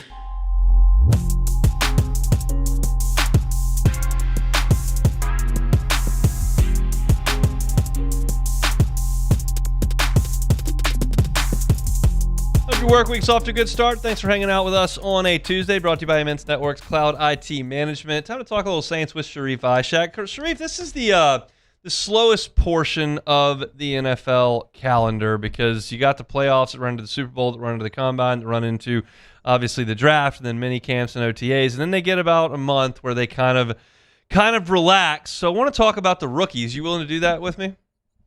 Why not? I'm on vacation, so let's talk about some rookies. Whatever you want to talk about, let's do it. You didn't tell me you were on vacation. I wasn't going to tell you. I do your show on Tuesdays all the time. It doesn't bother me. All right, well, let's talk about Jordan Tyson. What do you need to see from him? Does he need to be the Saints' number one? Does he just need to be part of the offense? Does he need to just be a deep threat? Like, what do they need from him? A little bit of everything. I don't think he necessarily needs to be the number one because they have Chris Olave, who I believe is going to get paid. But it's nice to have him in that mix as that 1B, 2A receiver. Give me a guy who can run the route tree and give me a guy who can give me some speed and get down the field because they can do that. He did that at Arizona State. And it's good to have two guys who are deep threats when you have the way Chris Olave played last season and the way Tyson can play whenever he's 100% healthy. So I just want a guy who can be a good possession receiver, who can get me down the field on 9 routes, and who can actually run some good routes, just the middle of the field. I want some contested catches. And yes, Devon Bailey is that guy, but I need my top 10 pick receiver to do exactly that. I'm just thinking that might be what they have. So what if he doesn't? What if they need Olave and Vele and Polk and Mason Tipton / the tight ends to carry the load, and Tyson just doesn't catch on quickly? Like, how big a blow would that be? That would be terrible. Okay, it would not be it would be terrible. It'd be awful if that's what you're relying on. But I expect that he is ready to go when training camp starts. He's out there in San Diego with Tyler Shuck and the rest of the receivers and pass catchers working on and getting chemistry and building what they need to build out there. So I expect that won't be the case whenever the season starts and they get things really going. You got Brian Brzee in the middle of that defensive line, and obviously you've got Devon Godshaw as well. Christian Miller comes in from Georgia. What do you need from him? I need him to be on the field too. Okay, love to see him on the field. Being a second round pick for the Saints, I mean, you've got to be a good player. You have to show out there, and I think that tandem of Brian and Christian can be a solid tandem for that defensive front. They need it. They need to be good in the run stopping. They have to clog the holes. They can clog. If you can get those two guys to clog the defense and be a middle of the pack run defense, maybe a top 15, top 12 run defense, that would be solid. But I think that's going to take some time because he's missed some time because of ramping up, just like Jordan Tyson, because he's been dealing with past injuries. Right. So they've work him in slowly. So that's somebody you're hoping by the time July 29th gets around, he's fully healthy and ready to go, which I'd expect that at least a weekend he's ready to go. So that's where the conversation probably shifts because first and second round picks are expected to get on the field pretty quickly. You get to the third round, and that can be iffy. You can have a star, or you can have a guy that gets cut. Oscar Delp is a tight end. You've got one of those in Juwan Johnson, who's 29 years old. You've gone out and acquired another one in Noah Fant. What do you need from Oscar Delp this year? I'd love to see him I was talking to somebody last night about Oscar Delp. I was like, man, what if he turns out to be a quarter of what Brock Bowers is because he wasn't really necessarily used to his full potential at Georgia. Because maybe Mike Bobo didn't use him that well. What if Kellen Moore untaps more out of him in this offense, which I think is very possible. I mean, I'm not saying he can beat Brock Bowers, but I'm thinking that there's some untapped potential when it comes to Oscar Delp. I feel like he can put his hand in the dirt, he can block, and he can run routes. So I just feel like there's some meat left on that bone from Georgia that wasn't necessarily used fully, and I think that's why they probably were like, oh my God, Oscar Delp is sitting there, let's take him in the third round and give Tyler another weapon, a much weapon that people aren't seeing. That what we're seeing. What he had in Philadelphia with the tight ends is probably thinking, look, this game is evolving to these athletic tight ends. I see that in. Do you think Juwan Johnson's the best tight end on the team currently? Or you think that's Noah Fant, or do you think that Delp's upside maybe pushes him toward the front? I think it's Juwan Johnson. They all do a little bit of different things, but here's the great thing: they're all athletic guys. They all can do something different. Oscar can block and run some routes. Juwan Johnson, can block a little bit, but he's mostly like a pass catcher. That big pass catcher you need inside that red zone, inside the 10-yard line, and get in the end zone for you. And Noah Fant could do a little bit more, but I think he's more of that veteran that they need, that veteran presence they can use in that tight end room. Pass catcher, big body. So that's what you like with the whole thing with Juwan, the pass catching. Oscar Delp, that's what intrigues me about him because I think he can do a little bit of all of it. So they've got a good mix of guys there, and I think that's what Kellen is probably looking for. To get a lot of these different versatile type tight ends in that tight end room and have a choice for Tyler Shuck to work with those guys. I had the Saints draft alerts on my phone, and so when this one popped up on my screen, I don't remember where I was, but I remember going, "Oh, that's interesting."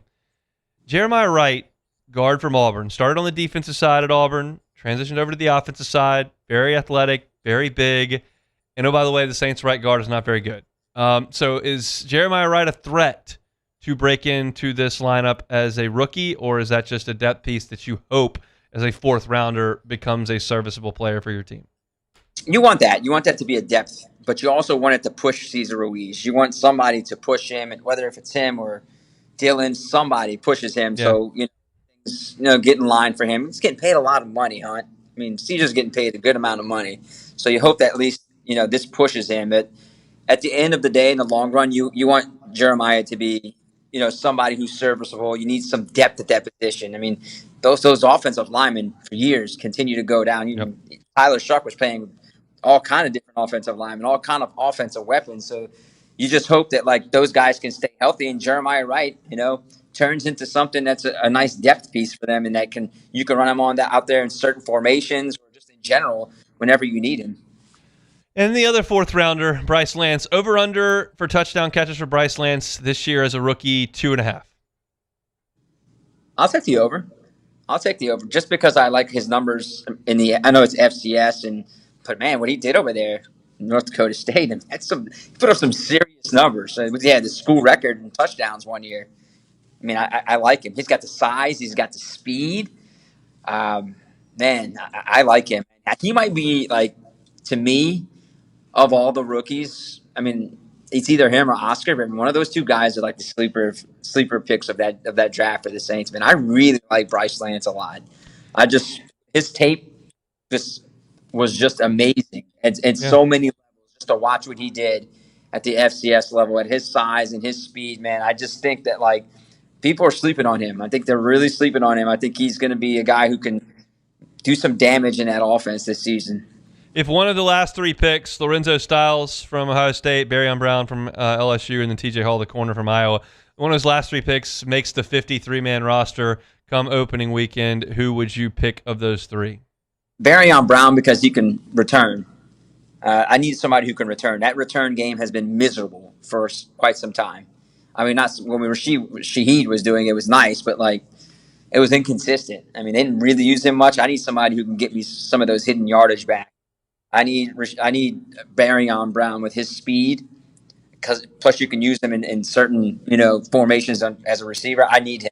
I need that guy. I need that type of playmaker for the offense, and I need him on returns. So I would. And look, 7th-round picks don't turn into Marcus Colston very often, but TJ Hall from Iowa was on a really good defense at Iowa, and you've got depth issues at corner. Now, you've tried to address them a little bit, but wouldn't it be nice if your 7th-round pick showed up and you're like, oh, we may have found something here? Yeah, I mean, it'd be good. I mean, you drafted these guys for a reason. You want them to push some of your other players that you signed, but you have Martin Emerson as well there, so you're hoping that his injury, which he said, I remember whenever he's got signed, that he'd be ready for training camp. So you hope that he turns into something and he can be another piece on the outside for them. But yeah, you'd love to have TJ Hall as well. I mean, it would be a big time hit if they, in a good way, it'd be a hit for them to have a TJ Hall make that squad. And even if it's just special teams, to be a backup there for the cornerbacks, but to have him play special teams and even be a backup corner would be impressive. I mean, if they hit on this draft like they did last year, you're going to be saying, all right, these guys know what they're doing. They know how to evaluate the talent, and they're keeping most of their draft picks. They're either on practice squad or they're elevated and they're playing and they're making a contribution. It'd be nice, it'd be nice to keep all of them, practice squad / the 53-man roster. They can use all. Look, you saw how last year they can use depth at a lot of positions. No question about that. What? Give me something fun you're going to do on vacation. Nah, man, not this year. I think I'm going to just chill. I've been watching a lot of World Cup, honestly. Just going to try a lot of new restaurants in the city, some that I haven't been to yet, some that I've heard of that have been around for a while I haven't had a chance to go to. But that's about it. Watch some World Cup, watch a little baseball, try some restaurants, rooftop pools, whatever. That sounds like we're getting old. So that's what it sounds like. I'm 44, man. I'm 44. Yeah, I'm old. We're not getting old. I am old. Well, thanks for picking up the phone on your vacation. We'll talk again soon. Yeah, man. Anytime. That. See you next Tuesday. That's Sharif Ishak, WDSU down in New Orleans. And look, I'm talking to my guy, and I feel like he's on vacation. He tells me he's in the city, which I respect because that's a really fun city. But I thought we was going to be doing something outlandish out there. Yeah, that was a little weird for him to be like, I'm on vacation, but I'm still in the city. I was like, well, okay. Hey, it's of all the cities to be in when you're on vacation, that's not the worst. You should have said staycation, though. That's right. That's all good. My guy Sharif, appreciate him for picking up the phone and kind of chopping through that Saints draft class. It's always fun to think positively about what the drafted player's impact could be. And like everyone's just going to hope that Tyson's a Pro Bowl wide receiver and Christian Miller is a stud in the middle of your defensive front, and that's what you hope for your first 2 picks. But really, where rosters are rounded out and fortified into contenders is when you can consistently make 3rd-round picks valuable assets, consistently find a 5th-round pick that can give you productive snaps. And if the Saints can hit on Delp or Bryce Lance or Jeremiah Wright, and those guys can become starting players, impact players on the high-end Pro Bowl type players, like that's where you really do. Because everybody's first-round pick should be pretty good. Now, they're not all good. Can't hit on the top 10 picks. You're going to have a few flameouts. But you feel like you should be able to hit on those top 2 picks. Everyone knows the Saints have failed on that over the years.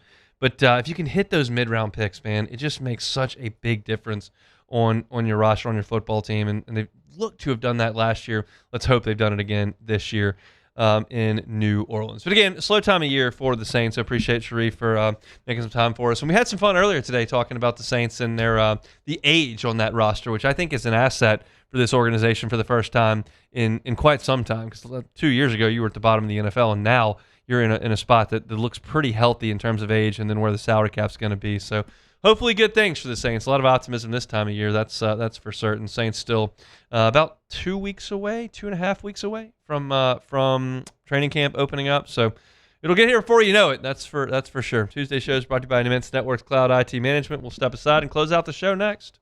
The Hunt Palmer Show. One Bath and Closets. OneBathAndClosets.com is the website. David Duvall and his team, 30 years redesigning and remodeling bathrooms and closets. This sounds crazy, I know, but David told me this, and I went, that actually does make some sense.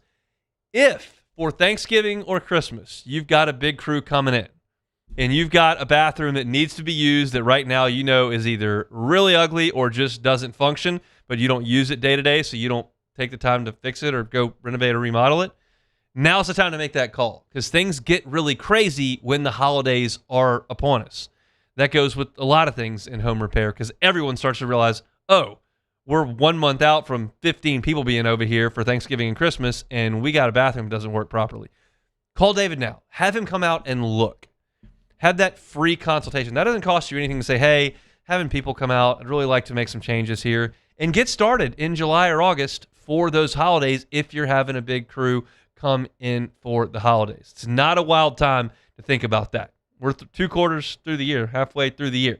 It's time to start looking at that. One Bath and Closets can help you with it. A free consultation. You can do financing, 0% up to 18 months if you qualify. Start thinking about that if you got a crew coming in. It's David Duvall and One Bath and Closets. They're online at onebathandclosets.com. At Ochsner, we know healing is a team sport. That's why we've partnered with world-renowned orthopedic surgeon Dr. James Andrews to create the Ochsner Andrews Orthopedics and Sports Medicine Institute. Whether you're a professional athlete or a weekend warrior, our team of specialists are dedicated to getting you back in the game. So whatever your reasons are for reaching your personal best, we've only got one. You. Ochsner Andrews Institute. Long live you. I've been in banking for over 35 years. I usually start about 7:30 in the morning, and I usually leave somewhere around 5, or if customers need me to meet them at their house or their business places, I don't mind going after hours. I have done churches, subdivisions, retail centers, hospitals, and nursing homes. And that's why we chose to live in this community, because of the values First American Bank has, that I can serve my community and my customers.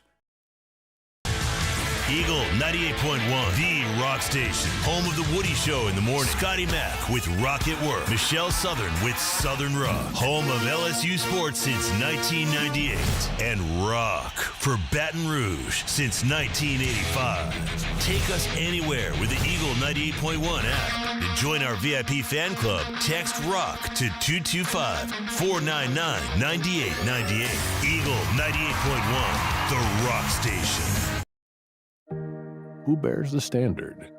Who sets the bar? It's not those satisfied by low-hanging fruit or by taking it easy. No, the standard is set by the best of us, by those who work hard. Dig deeper. Give more.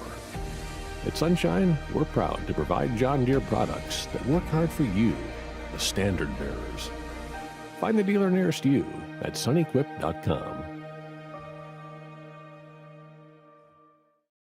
Hey, it's Matt Moscona. Look, back pain can sideline you from the things you love. That's why I trust Dr. Kevin McCarthy and the team at the Spine Center of Louisiana. Dr. McCarthy doesn't just treat symptoms. He gets to the root of the problem. From advanced injection therapy to minimally invasive surgery, they've got the expertise to get you back in the game. With 5 locations across Louisiana, including right here in Baton Rouge, quality care is close to home. Call the Spine Center of Louisiana or visit spinecenterla.com. As a business owner, you're always focused on how you can improve the bottom line. Well, when was the last time you shopped your insurance coverage?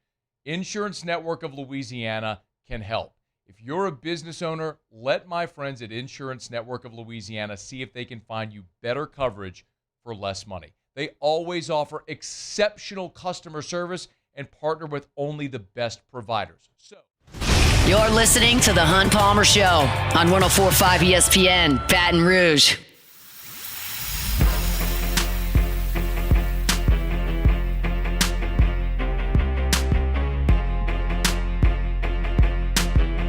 Tuesday shows every week brought to you by Immense Networks Cloud IT Management. Do you know how much it would cost if your servers went down or if they were compromised, hacked into, locked up, had a hacker that demanded Bitcoin in return for unlocking your systems? Like, do you know what that would cause in terms of lost production and just paying off the bribe? Well, you don't want that to happen. It's expensive. I dealt with it in the insurance world. When you have an IT management company like Immense partnered with you, they're proactively looking out for all of that all the time. They can see where your system may be vulnerable. They can see what's happening on the back end of your servers to make sure that you're protected. And that can be really, really important, because one thing about cyber attacks is you may not know when it happens. And then you're taking information from vendors. You've got credit card numbers in there. You've got employees' information in there. And you don't know that it's hacked. And you just keep feeding the system. And they get access to it. It's silent at times. Stay away from that. Immense Networks Cloud IT Management will come in and protect you from that. It can be a scary thing that we're not really even well aware of. That's what the folks from Immense were telling me about when we had lunch a couple of weeks ago. So if you're looking for some protection in the cyber world, or maybe you don't even know what you need protection from, contact Immense. Go to immense.net. It's immense.net. Immense Networks Cloud IT Management, online at immense.net. All right, Tuesday nights, always a good time. We'll be out at Court to Table, Sports Trivia, 8 o'clock. We've had a great crowd the last few weeks. Of course, I wasn't in last week, but had a great crowd. Start up at about 8:05, and we'll have you out of there about 9:10, 9:15. It moves quickly. You can win gift cards, win pickleball time. You can watch sports on TV, delicious drinks, great food. And we have a lot of fun. So come on out and see us on Burbank at Court to Table Sports Trivia every single Tuesday. Take it or leave it. Take it or leave it. Take it or leave it. Today's hottest stories in sports, news, and sometimes even Hunt's life. The question is, will he take them or leave them? All right, I know you already declared your stance on the game of soccer. Yes. But the first take it or leave it today. With a heavy presence of football, basketball, and baseball in youth sports around America, will it be impossible for the U.S. to catch up with the rest of the world? Take it or leave it. I'll leave it. It's not impossible, but I just don't forecast it happening. Okay. I looked this up today for my column, LouisianaSports.net. Do you know how many Belgium-born NBA players there are? Maybe like one or two. Two. Like that. In the history of the NFL, there are two. In the history of the MLB, there's one. In the history of the NHL, there are two. In the history of those leagues. Yeah. They are funneling all of their athletes to one place. Soccer. We are funneling all of our athletes everywhere else but soccer. And Yep. I just read a column in between the show that was talking about how the USA is so out of its depth thinking that their athletes could compete at the highest level of soccer. And I just think that's ridiculous. I think it's ridiculous for you to tell me that we can be good at everything else but soccer. Yeah. That is ridiculous. We don't have the infrastructure in the youth sports that we need to, obviously, which all those countries do. But don't tell me we're not athletic enough. Yeah. That doesn't hold any water. I watch the NBA. I watch MLB. I watch the NFL. I watch track and field in the Olympics. I watch swimming. I watch tennis. I watch golf. We got guys. We got women. Yeah. Our women kick ass in soccer. Oh, don't tell me we don't have the dudes to compete in soccer and that our athletes would not go and compete at the highest level, because we do it at every other sport. So I don't want to hear that. But the way it is right now, it feels really far away. And I watched last night. I don't know anything about soccer, but that game wasn't close. I'm mad that was the game you had to see. Yeah, that was a bad representation. I saw Bosnia-Herzegovina, whatever. We kicked their butt. God bless them. So Amir Khan, a.k.a. Aura, the viral student manager from the 2025 NCAA men's basketball tournament, has entered the transfer portal to reunite with head coach Will Wade at LSU. He says, "I will be a student manager for one more year," Khan told ESPN today. So Amir Khan turning up LSU one last time. Take it or leave it. I'll take it. If he has fun, if the players have fun, have some fun. I like it. Brought the boombox out, had McNeese going. You can get those energy levels. Now look, the LSU team is uniquely comprised here of some guys that come from a lot of different backgrounds. Yeah. Got a lot of guys from all over the place. All over the world. I don't know what everybody's listening to. And if they're all into the same thing, get it going. But you might have to do a little bit of locker room polling to figure out what we need to put on the boombox. Yeah. Oh, and that's actually a great question. That's actually, you know what? We're going to let Will Wade figure that out. There's a lot of guys from around the world. All right, so Sean Payton had an idea that never came to fruition entering the 2024 season, in which Bill Belichick would have stepped down as the head coach for the New England Patriots. So he was right there to break the Don Shula's record for most wins. So this is what Sean Payton was going to do. When Belichick and the Patriots had a divorce, Payton considered presenting Broncos owner a proposal for the ages. Hire Belichick as the head coach until he reaches 15 wins, enough to break Don Shula's career record of 347. Payton would temporarily step down to be the assistant head coach and run the offense, then move back once Belichick broke the record. So, do you believe in a step head coach in the NFL? Take it or leave it? I mean, I'll take it. Having Belichick at the top of the food chain seemed to work okay in New England for a while, and Sean Payton running the offense sounds pretty good to me. If you've got a tug-of-war about organizational decisions, those are two massive egos to have in the room. Huge. So I don't know exactly how that's going to work, and to win 15 games is going to take 2 seasons.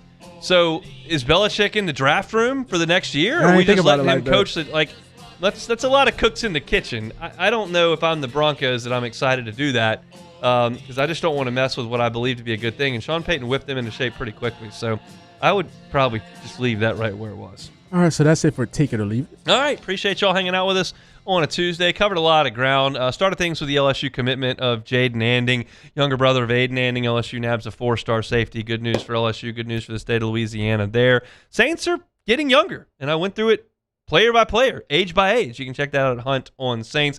Chatted with Glenn West about all 3 LSU sports. We started with baseball, went to basketball, and then covered a little football as well. Gave you my thoughts on soccer. You can read about that at louisianasports.net. Media days. My guess is on the 3 LSU players they'll take. Jake Brown and Derek Curiel. I think they're out of here. And then a little Sharif on Saints as well. Catch it all on demand. Muso's driving you home next. See ya. The Hunt Palmer Show. First American Bank and Trust. First American Bank and Trust. Check them out online, FABT.com. And if you're in Southeast Louisiana, you don't really have to do that because they got you covered. They've been here for 116 years. They've got 25 locations throughout Southeast Louisiana, so there's always one near you. I tell you all the time, just outside Baton Rouge, Dutchtown, Jones Creek, they're there. Up I-12, St. Tammany, Tangipahoa, they're there. Down the Bayou, St. James, St. John, Lafourche, Terrebonne, they're there. And what makes First American Bank and Trust different is the family feel, the community environment. The people that you're dealing with, the people that make the decisions on your commercial loans are from Southeast Louisiana. They're in South Louisiana. You pick up the phone and call your bank. You're not getting some call center in San Francisco. You're getting Southeast Louisiana, First American Bank and Trust. Do business locally. And that doesn't mean you're doing business with someone that's small. They got 25 locations. They can handle your commercial loan, your personal loan. It's First American Bank and Trust. Check them out online at FABT.com. When it comes to industrial construction, River Parish Contractors can do it all.